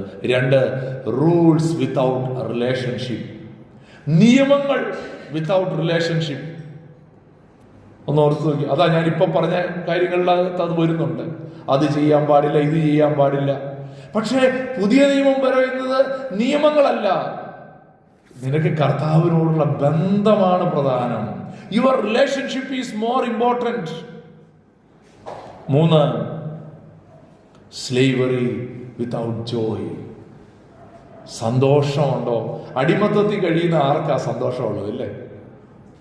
ഒരു പഴയ കവിയുടെ വരിയുണ്ടല്ലോ, ബന്ധുരരാഞ്ചനം കൂട്ടിലാണെങ്കിലും ബന്ധനം സ്വർണത്തിന്റെ ഒരു കൂട്ടിലിട്ടാൽ പോലും അതൊരു ബന്ധനമാണ്. ആ കൂട്ടി കിടക്കുന്നിടത്തോളം കാലം നിയമങ്ങളാണ്. തൊടരുത്, പിടിക്കരുത്, രുചിക്കരുത്, നിയമങ്ങളാണ്. പക്ഷെ സ്വാതന്ത്ര്യത്തോടെ ദൈവത്തിന് സ്തോത്രം. രണ്ടാമത്തെ ആരാണ്? സാറ. സ്വതന്ത്ര സാറ. 26, 27 വാക്യങ്ങളിൽ അത് വിശദീകരിക്കുകയാണ് പൗലോസ്. മീതെയുള്ള യെരൂശലേമോ സ്വതന്ത്രയാകുന്നു, അവൾ തന്നെ നമ്മുടെ അമ്മ. പ്രസവിക്കാത്ത മച്ചിയെ ആനന്ദിക്ക, നോവ് കിട്ടാത്തവളെ പൊട്ടിയാർക്കുക, ഏകാകിനിയുടെ മക്കൾ ഭർത്താവുള്ളവരുടെ മക്കളെക്കാൾ അധികം എന്ന് എഴുതിയിരിക്കുന്നുവല്ലോ. ആരാ രണ്ടാമത്തെ ആള്? സാറ. എന്താ ഈ മീതയുള്ള സാറായിക്ക് കൊടുത്ത അർത്ഥം? മീതയുള്ള യെരുശലേം. ഹാഗാർ ഏത് യെരുശലേമായിരുന്നു? ഭൂമിയിലുള്ള യെരുശലേം. യഹൂദ ന്യായപ്രമാണത്തിന്റെ പ്രസംഗപീഠം എന്നറിയപ്പെടുന്ന ഇടമാണ് ഭൂമിയിലുള്ള യെരുശലേം. പക്ഷേ സാറ ആരെ പ്രതിനിധീകരിക്കുന്നു? സ്വർഗീയ യെരുശലേമിനെ പ്രതിനിധീകരിക്കുന്നു. അതിന്റെ ആശയം എന്താണ്? അവൾ തന്നെ സ്വതന്ത്രയാണ്. അവിടെയാണ് ദൈവകൃപയുടെ ഏറ്റവും നല്ല വെളിപ്പാട്. നമുക്ക് ഈ വേദഭാഗത്ത് ദൈവകൃപ എന്താണ് നമ്മളിൽ ഉളവാക്കുന്നത്? ദൈവകൃപ നമ്മളിൽ ഉളവാക്കുന്നത് അവിടെ കണ്ട കാര്യങ്ങൾ. അവിടെ ഡ്യൂട്ടി വിത്തൗട്ട് ലൈഫ് ആയിരുന്നു. ഇവിടെ ഡ്യൂട്ടി അല്ല നമ്മളിൽ ഉളവാക്കിയത്, പിന്നെന്താ? ലൈഫ്. നിങ്ങൾക്ക് ജീവനുണ്ടാകുവാനും സമൃദ്ധിയായ ജീവനുണ്ടാകുവാനും. പഴയ നിയമത്തിൽ അങ്ങനെ ഒരു വാക്ക് ന്യായപ്രമാണ സംബന്ധമായി നമുക്ക് കാണാൻ കഴിയില്ല. ഇത് ചെയ്യുന്നവൻ ഇത് മൂലം ജീവിക്കുമെന്നൊക്കെ, പക്ഷെ ഇത് ചെയ്യാൻ പറ്റുന്നില്ല. ലൈഫ്. 2, സന്തോഷം. പുതിയ നിയമത്തിൽ പറയുകയാണ് കർത്താവിൽ എപ്പോഴും സന്തോഷിപ്പീൻ. പഴയ നിയമത്തിൽ നെഹമ്യാവിന്റെ പുസ്തകത്തിൽ പറയുന്നുണ്ട് യഹോവയെങ്കിലെ സന്തോഷം നമ്മുടെ ബലമാകുന്നു. പക്ഷെ അവര് കരഞ്ഞുകൊണ്ട് നിൽക്കുമ്പോഴാണ് നെഹമ്യാവ് ഇത് പറഞ്ഞത്. അങ്ങനൊരു പ്രശ്നമുണ്ട് അവിടെ. ആ വാക്യം നമ്മൾ പലപ്പോഴും കോട്ട് ചെയ്യാറുണ്ട്. പക്ഷെ ഇത് നെഹമ്യാവ് പറയുമ്പോൾ അവരെന്ത് ചെയ്യുകയാണ്? കരഞ്ഞുകൊണ്ട് നിൽക്കുക. യഥാർത്ഥത്തിൽ പഴയ നിയമത്തിലും ദൈവത്തെ ആശ്രയിക്കുന്ന ഒരുവന് ഈ ആത്മീയ സന്തോഷമുണ്ട് കേട്ടോ. പക്ഷെ അത് ന്യായപ്രമാണത്തിന്റെ അനുസരണത്താലല്ല, ദൈവത്തോടുള്ള ബന്ധത്താലാണ്. 3, റിലേഷൻഷിപ്പ്. ന്യായപ്രമാണത്തിൽ നിയമങ്ങളെ ഉള്ളൂ, ബന്ധമുണ്ടായിരുന്നില്ല. പക്ഷെ പുതിയ നിയമത്തിലേക്ക് വന്നപ്പോൾ കർത്താവുമായിട്ടുള്ള ഊഷ്മളമായ ബന്ധം. ഞാനിവിടെ ഇതിനെപ്പോഴും ഭാര്യ ഭർത്താക്കന്മാർ തമ്മിലുള്ള ബന്ധത്തെ ആണ് ഞാൻ പറയാനായിട്ട് ആഗ്രഹിക്കുന്നത്. അവിടെ ഭാര്യ ഭർത്താക്കന്മാർ തമ്മിൽ നമ്മൾ ഒത്തിരി വിവാഹ സമയത്ത് ഉടമ്പടിയൊക്കെ ചെയ്യുന്നുണ്ടല്ലേ. ഭാര്യമാരെ നിങ്ങൾ ഇങ്ങനെയൊക്കെ ചെയ്യണം, ഭർത്താക്കന്മാരെ നിങ്ങൾ ഇങ്ങനെയൊക്കെ ചെയ്യണം. ശരിക്കും പറഞ്ഞാൽ ഈ നമ്മൾ പറയാറുള്ളൊരു കാര്യമുണ്ടല്ലോ, ഓപ്പറേഷൻ കയറ്റുന്നതിന് മുമ്പ് ആ കൺസെന്റ് ഒപ്പിട്ട് കൊടുക്കുന്നത് വായിച്ചാൽ നമുക്ക് പിന്നെ അത് ഒപ്പിടാനും തോന്നില്ല, സർജറിക്ക് കയറാനും തോന്നില്ല എന്ന് പറഞ്ഞ പോലെ ഈ വിവാഹത്തിന്റെ ഒത്തിരി ലിസ്റ്റൊക്കെ കേട്ടാൽ വിവാഹം കഴിക്കാനും ചിലപ്പോൾ തോന്നൂല. കാരണം വലിയ ലിസ്റ്റ്. പെണ്ണ് കാണാൻ വരുമ്പോഴേ ചെറുക്കൻ പെണ്ണിന്റെ കയ്യിലേക്ക് ഒരു ലിസ്റ്റ് ഒക്കെ എടുത്തു കൊടുത്താൽ ഈ പെണ്ണ് എന്തോ പറയാൻ പോകുന്നത്. അപ്പൊ ശരിയല്ല, ഇനി കാണണമെന്ന് താല്പര്യമില്ലല്ലേ പറയുള്ളൂ. സീ യു എഗൈൻ എന്ന് പറയുകയില്ല. പക്ഷേ ഈ സ്നേഹബന്ധത്തിലേക്ക് വന്നു കഴിഞ്ഞാൽ എൻ്റയർലി ഡിഫറൻ്റ് ആണ് കാര്യം. ഈ നോ പറഞ്ഞ ലിസ്റ്റ് സ്നേഹത്തിന്റെ അനുഭവത്തിൽ നിന്നുകൊണ്ട് ഭാര്യ ഭർത്താവിന് വേണ്ടിയും ഭർത്താവ് ഭാര്യയ്ക്ക് വേണ്ടിയും ചെയ്തുകൊണ്ടിരിക്കും. കാരണം എന്താ? അവിടെ ബന്ധമുണ്ട്, അവിടെ സ്വാതന്ത്ര്യമുണ്ട്. ഉണ്ടോ ഇല്ലയോ?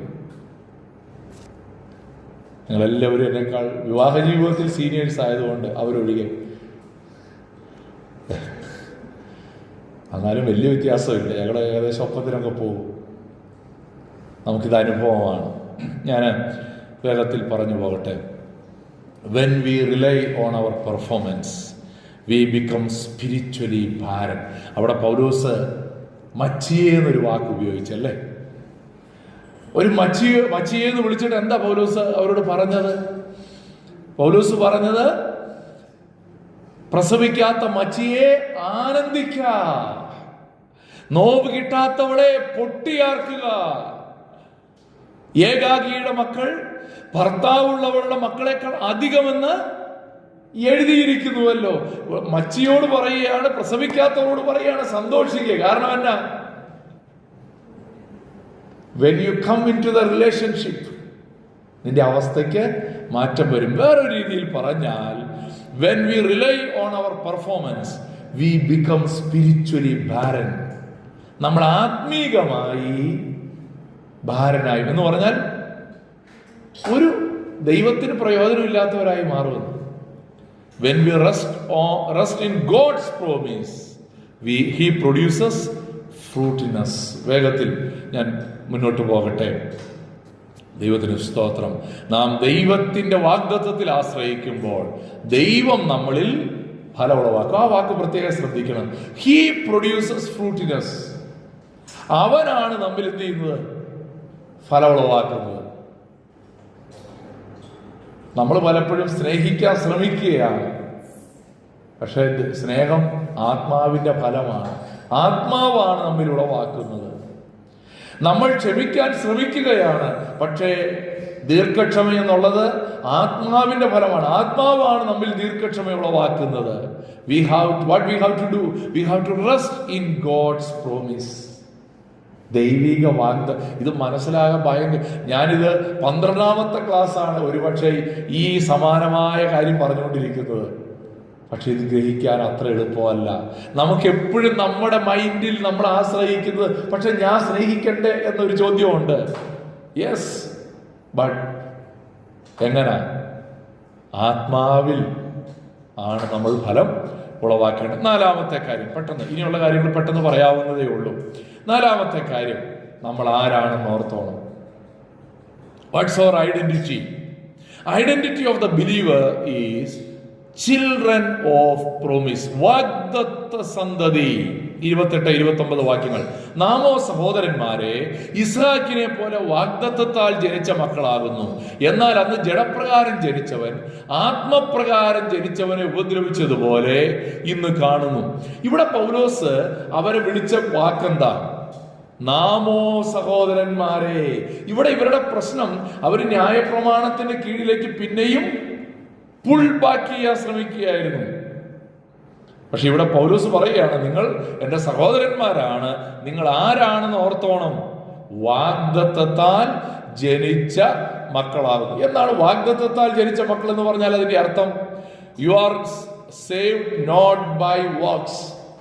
നിങ്ങൾ രക്ഷിക്കപ്പെട്ടത് നിങ്ങളുടെ പ്രവൃത്തികളാലല്ല, കൃപയാലല്ലോ നിങ്ങൾ വിശ്വാസം മൂലം. എഫേസ്യർ 2:8-9 വാക്യങ്ങൾ. കൃപയാലല്ലോ നിങ്ങൾ വിശ്വാസം മൂലം രക്ഷിക്കപ്പെട്ടിരിക്കുന്നത്, അതിന് നിങ്ങൾ കാരണമല്ല, ദൈവത്തിന് ദാനമത്രയാകുന്നു. അടുത്ത വാക്യം ഇങ്ങനെയാണ്, ആരും പ്രശംസിക്കാതിരിപ്പാൻ പ്രവർത്തികളും കാരണമല്ല. നമ്മുടെ ഒരു പ്രവർത്തികളും നമ്മുടെ രക്ഷയ്ക്ക് ആധാരമല്ല. 2, നിങ്ങൾ ആത്മാവിനാൽ ജനിച്ചവരാണ്. Not by flesh. ജഡത്താലല്ല ജനിച്ചത്. ജഡത്താൽ ജനിച്ചത് ജഡമാകുന്നു, ആത്മാവിനാൽ ജനിച്ചത് ആത്മാവാകുന്നു. യോഹന്നാൻ 3:5-6 വാക്യങ്ങളിൽ യേശു കർത്താവ് നിക്കോദെമോസിനോട് പറഞ്ഞ വാക്കുകൾ എന്താണ്? നിങ്ങൾ ജനിച്ചത് എന്ന് പറഞ്ഞാൽ അതിന്റെ അർത്ഥം എന്താ? നിങ്ങൾ ക്രിസ്ത്യാനികളാണ്, നിങ്ങളുടെ മക്കൾ സ്വാഭാവികമായ ക്രിസ്ത്യാനികളാണെന്ന് നമ്മൾ റേഷൻ കാർഡിൽ എഴുതും, SLC ബുക്കിൽ എഴുതും, എഴുതാവുന്നിടത്തൊക്കെ എഴുതും. പക്ഷെ സ്വർഗത്തിൽ ആ പേര് എഴുതപ്പെടുന്ന എപ്പോഴാണ്? വിശ്വസിച്ച് ജീവരക്ഷ പ്രാപിക്കുമ്പോൾ. 3, നിങ്ങൾ അവകാശികളാണ്. You are heirs of God. റോമർ 8:17 എന്താ പറയുന്നത്? നിങ്ങൾ ദൈവത്തിന്റെ അവകാശികളും ക്രിസ്തുവിന് കൂട്ടവകാശികളും തന്നെ. ഇനി നമ്മുടെ പെർഫോമൻസ് അല്ല അവിടുത്തെ കാര്യം. You are free from condemnation. നിങ്ങൾ ശിക്ഷാവിധിയിൽ നിന്ന്. അതുകൊണ്ട് ഇപ്പോൾ ക്രിസ്തുയേശുവിലുള്ളവർക്ക് ഒരു ശിക്ഷാവിധിയുമില്ല. നിങ്ങൾ ശിക്ഷാവിധിയിൽ നിന്ന് വിടുവിക്കപ്പെട്ടവരാണ്. അപ്പൊ ഇനി ശിക്ഷാവിധിയിൽ നിന്ന് വിടുവിക്കപ്പെടാൻ വേണ്ടി നിങ്ങൾ എന്ത് ചെയ്യേണ്ട ആവശ്യമില്ല, ഇനിയും ഒന്നും ചെയ്തുകൊണ്ടിരിക്കേണ്ട ആവശ്യമില്ല എന്നാണ് പൗലോസ് അപ്പോസ്തലൻ പറയുന്നത്. എന്നാൽ 29-ാം വാക്യത്തിൽ ഒരു കാര്യം പൗലോസ് അപ്പോസ്തലൻ സൂചിപ്പിക്കുന്നുണ്ട്. എന്താ പറയുന്നത്? എന്നാൽ അന്ന് ജഡപ്രകാരം ജനിച്ചവൻ ആത്മപ്രകാരം ജനിച്ചവനെ ഉപദ്രവിച്ചതുപോലെ ഇന്ന് കാണുന്നു. അന്ന് ജഡപ്രകാരം ജനിച്ചത് ആരാ? ഇസ്മായേൽ. ആത്മപ്രകാരം ജനിച്ചത് ആരാ? ഇസ്ഹാക്ക്. ഇസ്മായേലിനോട് പറഞ്ഞൊരു കാര്യമുണ്ട്, ഓർക്കുന്നുണ്ടോ? ഉൽപ്പത്തി 16:12 അവൻ കാട്ടുകഴുതിയെ പോലെയുള്ള ഒരു മനുഷ്യനായിരിക്കും എന്നൊക്കെ പറഞ്ഞേച്ച് ഞാൻ ഈ കാട്ടുകഴുതിയെ കുറിച്ച് ഒരു പഠനം തന്നെ നടത്തി. പക്ഷെ അത് പറയാനിപ്പോൾ നേരമില്ല. അത് പറയാൻ പോയാൽ നിങ്ങളെല്ലാം എന്നെ ഓടിക്കും. അത് വേണം ഒരു അരമണിക്കൂർ പറയാൻ. എന്താ ഈ കാട്ടുകഴുതാന്നൊക്കെ ഒന്ന് പഠിക്കാൻ ശ്രമിച്ചു. അപ്പൊ ഈ ഇസ്മായേലിനെ വിളിച്ച വാക്കാണ് കാട്ടുകഴുതിയെ പോലെയുള്ള മനുഷ്യൻ. പക്ഷേ അവനെ കുറിച്ച് പറഞ്ഞൊരു കാര്യം, അവന്റെ കൈ എല്ലാവർക്കും വിരോധമായും എല്ലാവരുടെയും കൈ അവന് വിരോധമായും ഇരിക്കും. അവൻ തൻ്റെ സകല സഹോദരന്മാർക്കും എതിരെ പാർക്കും. ജഡപ്രകാരം ജനിച്ചവൻ ആത്മപ്രകാരം ജനിച്ചവനെ ഉപദ്രവിക്കുമെന്ന് പൗലോസ് പറയുമ്പോൾ ഇസ്മായേലിലേക്കാണ് അത് വിരൽ ചൂണ്ടുന്നത്. ഇസ്മായേൽ അങ്ങനെയുള്ള ഒരു വ്യക്തിയായിരുന്നു. പ്രിയപ്പെട്ടവർ, ഇവിടെ ഈ ലീഗലിസ്റ്റുകൾ, ആ വാക്ക് നമ്മൾ ഓർക്കുന്നുണ്ടോ? ഞാൻ ആ വാക്ക് നേരത്തെ പറഞ്ഞത്. പള്ളിയിൽ എല്ലാ കാര്യത്തിനും നിയമമാണ്. പള്ളിയിൽ ജീൻസ് ഇടാവോ? ചില ആൾക്കാർ പറയുന്നതൊക്കെ എനിക്ക് തോന്നും ഈ ഡെനിം മെറ്റീരിയലിനോട് ദൈവത്തിന് എന്തോ ഒരു വിരോധമുണ്ട്. കോട്ടൺ ആണെങ്കിൽ ദൈവത്തിന് ആണോ? അങ്ങനെ ആണോ? ആ ഡെനിം മെറ്റീരിയലിനോട് ദൈവത്തിന് വല്ല പ്രശ്നമുണ്ടോ? കോട്ടൺ മെറ്റീരിയലിനോട് മാത്രമേ. ചിലര് നിയമങ്ങൾ ഉണ്ടാക്കുമ്പോ ഇതിനെയാണ് ലീഗലിസം എന്ന് പറയുന്നത്. നമ്മുടെ മുടിയുടെ നീളം എന്തുമാത്രമാണ്? ഷോർട്ടാണ് ആണോ?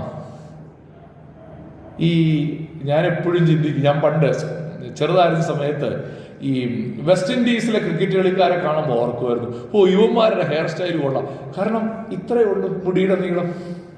അപ്പൊ ഞാൻ പറഞ്ഞു, യുവന്മാർക്ക് ഇത്രയും ചെറുതായിട്ട് വെട്ടുന്നതുകൊണ്ട് ഒത്തിരി സമയം കഴിഞ്ഞ് മുടി വെട്ടിച്ചാൽ മതിയല്ലോ എന്ന് പറഞ്ഞപ്പോൾ ഒരാൾ പറയാം, എടാ അവരെല്ലാ ആഴ്ചയും പോയി വെട്ടും, അവർ നീളാനേ സമ്മതിക്കുകയില്ല.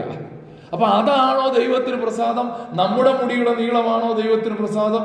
അതോ ഈ യഹൂദന്മാര് യേശുവിന്റെ ഒക്കെ ഫോട്ടോയിൽ കാണുന്ന പോലെ ഒരു ഷോൾഡർ ലെവൽ ആണോ ദൈവത്തിന് പ്രസാദം?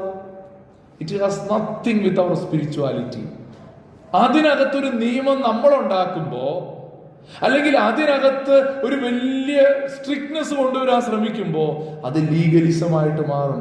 ചില പള്ളികളിൽ സാക്ഷ്യം പറയണമെങ്കിൽ വെള്ള ഷർട്ട് ഇട്ടാലേ സാക്ഷ്യം പറയാൻ സമ്മതിക്കൂ. അത് ലീഗലിസമാണ് എന്ന് പറഞ്ഞാൽ മാനുഷിക നിയമങ്ങൾ കൊണ്ട് ആത്മീയതയെ നിർവചിക്കാൻ ശ്രമിച്ചാൽ അത് ലീഗലിസമാണ്. അപ്പൊ ഇങ്ങനെയുള്ള ആളുകൾ എപ്പോഴും ശ്രമിക്കുന്നത് എന്താണെന്നറിയാമോ? ക്രിസ്തീയ സ്വാതന്ത്ര്യത്തെ ആക്രമിച്ചുകൊണ്ടിരിക്കും. സ്വയം ഈ എന്തിനാ നിയമങ്ങൾ ഉണ്ടാക്കുന്നത്? ഞാൻ മറ്റുള്ളവരെക്കാൾ ആത്മീയനാണ്, അല്ലെങ്കിൽ ഇന്നതൊക്കെ ചെയ്യുമ്പോഴാണ് ആത്മീയത എന്ന് തെളിയിക്കാൻ ശ്രമിക്കുകയാണ്. ഒരു കാര്യം ഓർത്തോണം, ഇങ്ങനെ ഞാനിപ്പോ ഈ പറഞ്ഞ കാര്യം ലീഗലിസ്റ്റ് ആയിട്ടുള്ള ഒരാൾക്ക് ഒരിക്കലും ദഹിക്കാൻ ദഹിക്കില്ല. അവരെപ്പോഴും എന്ത് ചെയ്തോളും? നമ്മളെ ആക്രമിക്കും. അതിന്റെ കാരണം എന്നാ? അവര് മാനുഷിക നിയമങ്ങളാൽ ആത്മീയതയെ നിർവചിക്കുകയാണ്. ഞാൻ അവസാനത്തെ കാര്യം കൂടെ പറഞ്ഞ് അവസാനിപ്പിക്കാം. എന്താണ് അവസാനം? 30-31 വാക്യങ്ങൾ. The command. അതുകൊണ്ട് പൗലോസ് ഒരു കൽപ്പന അവർക്ക് കൊടുത്തു. എന്താണ് കൽപ്പന? തിരുവെഴുത്തോ എന്ന് പറയുന്നു. അലിഗോറിക്കൽ ഇന്റർപ്രിട്ടേഷൻ എന്ന് ഞാൻ പറഞ്ഞല്ലോ. തിരുവെഴുത്ത് എന്ന് പറയുന്നു, ദാസിയെയും മകനെയും പുറത്താക്കി കളക. ഗലാത്യ സഭയ്ക്ക് കൊടുക്കുന്ന കൽപ്പന എന്താണ്?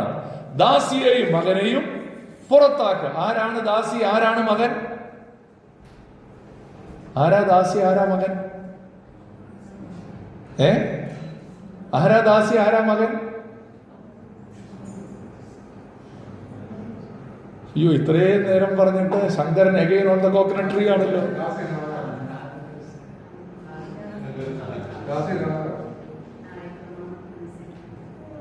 ലീഗലിസത്തെ പുറത്താക്കി കളകാൻ. ഞാൻ അതാ പറഞ്ഞു, അലിഗോറിക്കൽ. നിങ്ങൾ പറഞ്ഞ ഉത്തരം ശരിയാണ്.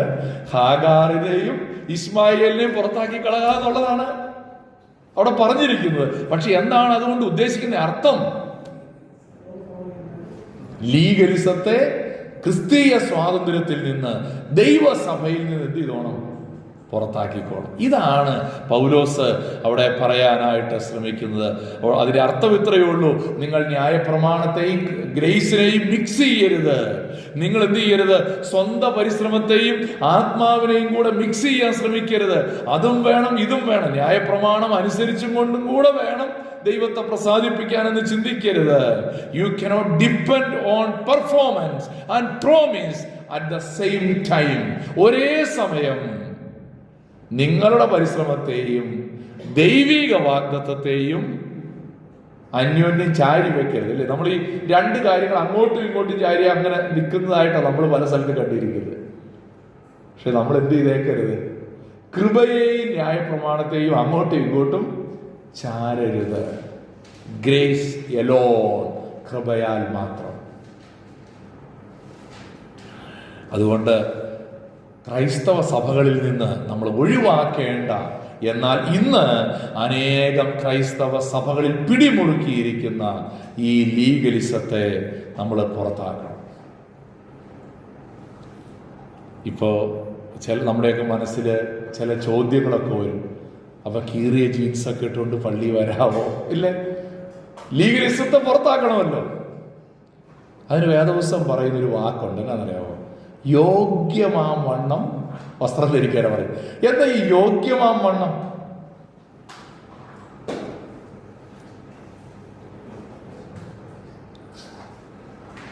അത് മെറ്റീരിയൽ ബേസ്ഡ് അല്ല. തീർച്ചയായിട്ടും അതാ ആ യോഗ്യമാം വണ്ണം എന്ന വാക്കിന്റെ അർത്ഥം എന്താ? അതിന്റെ അർത്ഥം നമ്മൾ ജീൻസ് ഇടുന്നത് കൊണ്ട് ദൈവത്തെ പ്രസാദിപ്പിക്കുമോ പ്രസാദിപ്പിക്കാതിരിക്കുമോ എന്നുള്ളതല്ല. പിന്നെന്താ? നമ്മുടെ വസ്ത്രം നമുക്ക് വേണ്ടി മാത്രമല്ല എന്നൊരു ഓർമ്മ നമുക്ക് വേണം, അല്ലേ? നമ്മൾ മാത്രമുള്ളപ്പോൾ നമ്മൾ വസ്ത്രം ധരിക്കുന്ന പോലാണോ വേറൊരാളും കൂടെ നമ്മുടെ റൂമിലുള്ളപ്പോൾ? നമ്മൾ വളരെ ശ്രദ്ധാലുവാണ്, അല്ലേ? അപ്പൊ പക്ഷേ അത് ഇങ്ങനെ വസ്ത്രം ധരിക്കുന്നതുകൊണ്ട് ഞാൻ ദൈവത്തെ പ്രസാദിപ്പിക്കുമെന്നോ ഇല്ലെന്നോ ഉള്ള അർത്ഥത്തിലല്ല. അതല്ല ദൈവത്തെ പ്രസാദിപ്പിക്കുന്നു. നമ്മൾ ദൈവത്തെ പ്രസാദിപ്പിക്കാൻ നമ്മുടെ പരിശ്രമം കൊണ്ട് സാധ്യമല്ല എന്നുള്ളത് തിരിച്ചറിയണം. മറ്റുള്ളവരെ ഇംപ്രസ് ചെയ്യാനുള്ള ഒരു സ്പിരിച്വാലിറ്റി ഉണ്ടല്ലോ ആളുകൾക്ക്, അല്ലേ? മറ്റുള്ളവരെ ഇംപ്രസ് ചെയ്യുന്ന സ്പിരിച്വാലിറ്റി അനന്യാസിനും സഫീറയ്ക്കും ഉണ്ടായിരുന്നു. യോസെഫ് ബർണബാസ് എന്ന് പേരുള്ള ഒരു മനുഷ്യൻ തന്റെ നിലം വിറ്റ് അപ്പോസ്തലന്മാരുടെ കാൽക്കൽ കൊണ്ടുപോയി വെച്ചെന്ന് അറിഞ്ഞു കഴിഞ്ഞപ്പോ അനന്യാസിനും സഫീറയ്ക്കും തോന്നി, ഞങ്ങളെന്നാ കുറഞ്ഞവരാണോ? ഞങ്ങളും എന്ത് ചെയ്യും? ആളുകളും ഞങ്ങളെ കുറിച്ച് പറയണം. എന്തൊരു ഭക്തിയുള്ള മനുഷ്യൻ!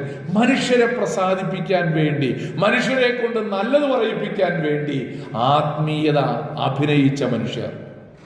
അതൊഴിവാക്കണം.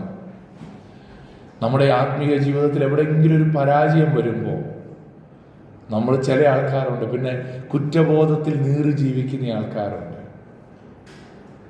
കാരണം എന്നാ? We are not depending on the grace of God. ദൈവകൃപയിലല്ല നമ്മൾ ആശ്രയിച്ചത്. നമ്മൾ എന്തിനാ? നമ്മുടെ പെർഫോമൻസിൽ അപ്പോഴും ഡിപ്പെൻഡ് ചെയ്യുന്നത്. കൃപയിൽ ആശ്രയിക്കുമ്പോൾ പാപത്തെ ഏറ്റുപറഞ്ഞാൽ, ഞാൻ നിന്നോട് ക്ഷമിക്കാമെന്ന് വാക്ക് പറഞ്ഞൊരു കർത്താവിൽ നമ്മുടെ ട്രസ്റ്റ്, ആശ്രയം വെക്കണം. അവസാനം living by rules instead of relationship, അതിനെ പുറത്താക്കണം. ഈ എന്തിനെയൊക്കെ പുറത്താക്കണം? ദൈവത്തിൻ്റെ പ്രസാദം നേടാനുള്ള പരിശ്രമത്തെ പുറത്താക്കണം. നമ്മുടെ മറ്റുള്ളവരെ കൊണ്ട് നല്ലത് പറയിപ്പിക്കാനുള്ള ശ്രമങ്ങൾ ഒഴിവാക്കണം. ഫീലിംഗ് തെറ്റുകൾ വരുമ്പോൾ അതിൽ നീറി പോകുന്നത് കഴിയുന്നത് ഒഴിവാക്കാൻ ദൈവത്തിൽ ആശ്രയിക്കണം. അതുകൊണ്ടാണ് ഈ എല്ലാ ആരാധനയിലും തന്നെ 51-ാം സങ്കീർത്തനം എന്തിനാ പ്രാർത്ഥിക്കുന്നത്? കർത്താവ്, ഈ ആഴ്ചയിൽ അതുകൊണ്ടാണ് ഈ 51-ാം സങ്കീർത്തനത്തിന് ശേഷം ഒരു പ്രാർത്ഥനയുണ്ട്. എന്താ പ്രാർത്ഥന പറയുന്നത്? ക്ഷമിച്ചു എന്നുള്ള ധൈര്യം തരുന്ന ഒരു പ്രാർത്ഥനയാണ്.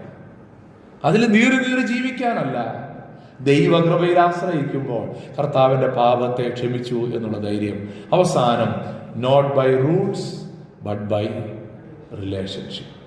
നിയമങ്ങളല്ല ആത്മീയത, ആത്മാവ് വഴി ഇതാകുന്നു മകനെ, ഇതിലേ നടന്നുകൊള്ളുവീൻ എന്നുള്ള ദൈവികാലോചനയാണ് ഞാൻ ഇവിടെ അവസാനിപ്പിക്കാൻ ആഗ്രഹിക്കുകയാണ്. ലൈഫ് ആപ്ലിക്കേഷൻസ്, ഇതുവരെ ഞാൻ ആ കാര്യങ്ങളെല്ലാം പറഞ്ഞു, അതുകൊണ്ട് ഇനി അത് ആവർത്തിക്കുന്നില്ല. എല്ലാം പറഞ്ഞു കഴിഞ്ഞ കാര്യങ്ങളായതുകൊണ്ട് ഞാൻ 5 പോയിന്റായിട്ട് അത് എഴുതിയിട്ടുണ്ട് എന്ന് മാത്രമേ ഉള്ളൂ.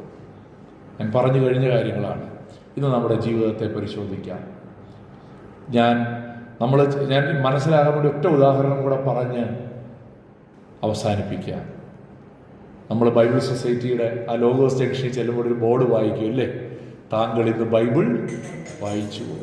അത് സപ്പോസ് ഒരു ദിവസം രാവിലെ നമ്മൾ ബൈബിൾ വായിച്ചില്ല. എനിക്കുണ്ടായിരുന്ന പ്രശ്നം ഞാൻ പറയുകയാണ്. ഒരു ദിവസം ബൈബിൾ വായിച്ചില്ലെങ്കിൽ ഞാൻ പെട്ടെന്ന് ചിന്തിച്ചുകൊണ്ടിരുന്നത് എന്നാണെന്നറിയാമോ? ദൈവത്തിന് ഇന്ന് എന്നിൽ ഒരു പ്രസാദവും ഇല്ല. അപ്പോൾ ഞാൻ എന്തിനാ ബൈബിൾ വായിച്ചുകൊണ്ടിരുന്നത്? എൻ്റെ ഇൻറ്റൻഷൻ എന്തായിരുന്നു? ഞാൻ ബൈബിൾ വായിക്കുന്ന കാണുമ്പോൾ ദൈവം അവിടെ കൊള്ളാം, നല്ല കുട്ടി. ദൈവത്തെ കൊണ്ട് ഇത് പറയിപ്പിക്കാനാണ് ഞാൻ ബൈബിൾ വായിച്ചുകൊണ്ടിരുന്നതെങ്കിൽ ഞാൻ ലീഗലിസ്റ്റാണ്. പക്ഷെ ബൈബിൾ വായിക്കുന്നതിലൂടെ ഞാൻ ആത്മീക വർധനവ് പ്രാപിക്കുകയായിരുന്നു എന്നുള്ളതായിരുന്നു എൻ്റെ ഉദ്ദേശമെങ്കിൽ അത് ലീഗലിസം അല്ല. ഇത് രണ്ടും ഒരേ കാര്യം ചെയ്തു, പക്ഷെ രണ്ട് ഇന്റൻഷനോടെ ചെയ്തു. ഞാൻ ജീൻസ് ഇടുന്നില്ല, ഇന്ന് കോട്ടൺ പാൻസ് ഇടുന്നുള്ളൂ. എന്താ? ദൈവം ജീൻസ് ഇടുന്നവരിൽ പ്രസാദിക്കുകയില്ല, കോട്ടൺ ഇടുന്നവരിൽ. ദൈവത്തെ പ്രസാദിപ്പിക്കാൻ വേണ്ടിയാണ് ഞാനത് ചെയ്തതെങ്കിൽ, പക്ഷെ മാന്യമായി വസ്ത്രം ധരിക്കണം എന്നൊരു ചിന്ത കൊണ്ട് വൃത്തിയുള്ളൊരു വസ്ത്രമാണ് ധരിച്ചതെങ്കിൽ, മാന്യമായിട്ടാണ് ധരിച്ചതെങ്കിൽ അത് ലീഗലിസം അല്ല. പക്ഷെ ഇങ്ങനെയൊക്കെ ചെയ്യുമ്പോഴാണ് അത് ആത്മീയത, ഇങ്ങനെയൊക്കെ ചെയ്യുമ്പോഴാണ് ഞാൻ ദൈവത്തെ പ്രസാദിപ്പിക്കുന്നതെന്ന് പറയുമ്പോൾ അവിടെയാണ് നമ്മൾ ക്രിസ്തീയ ജീവിതത്തിൽ അപകടത്തിലാകുന്നത്. കണ്ണുകളെ അടയ്ക്കാം, നമ്മുടെ ഹൃദയങ്ങളെ ദൈവസന്നിധിയിൽ കുനിക്കാം. ഒരു മനുഷ്യൻ അനേക വർഷങ്ങൾ ജയിലിൽ കിടന്നു. അവന് പോകാനൊരു വീടില്ലായിരുന്നു. പക്ഷെ അവന്റെ ശിക്ഷാവിധി കഴിഞ്ഞപ്പോൾ ജയിലർ അവനോട് പറഞ്ഞു, യു ആർ ഫ്രീ നൗ, നീ ഇപ്പോൾ സ്വതന്ത്രനാണ്, യു മേ ഗോ നൗ. അവൻ പറഞ്ഞു, സാറേ ഞാൻ സ്വതന്ത്രനാണ്, താങ്ക് യു. പക്ഷേ ഞാൻ ഈ ജയിലിൻ്റെ വാതിൽക്ക് കിടക്കാൻ ആഗ്രഹിക്കുന്നു. എപ്പോഴും ആ ജയിലിൻ്റെ വാതിൽക്ക് കിടക്കാൻ ആഗ്രഹിക്കുന്നു. അവനൊരിക്കലും സ്വതന്ത്രനാവുകയില്ല. നിയമപ്രകാരം ഒരുപക്ഷെ അവൻ സ്വതന്ത്രനായിരിക്കാം, പക്ഷെ അവൻ പിന്നെയും അടിമനുഖത്തിൽ കുടുങ്ങുകയാണ്. ഇന്ന് നമ്മുടെ ജീവിതത്തെ ശാന്തമായി പരിശോധിച്ചുകൊണ്ട്, നമ്മെ തന്നെ ദൈവകരങ്ങളിൽ സമർപ്പിച്ചുകൊണ്ട്, കർത്താവേ, എൻ്റെ സ്വന്തം പരിശ്രമത്താൽ എനിക്ക് അങ്ങയെ പ്രസാദിപ്പിക്കുവാൻ കഴിയുകയില്ല, എന്നെ സഹായിക്കണമേ. എൻ്റെ പെർഫോമൻസ് കൊണ്ട്, എൻ്റെ കഴിവുകൊണ്ട്, എൻ്റെ ഇനീഷ്യേറ്റീവ്സ് കൊണ്ട് ദൈവത്തെ പ്രസാദിപ്പിക്കാൻ കഴിയില്ല എന്ന് ഞാൻ മനസ്സിലാക്കും. എന്നെ സഹായിക്കണമേ കർത്താവേ. എല്ലാവരും ഒരു വാക്ക് പ്രാർത്ഥിച്ചാട്ടെ. ഹല്ലേലൂയ.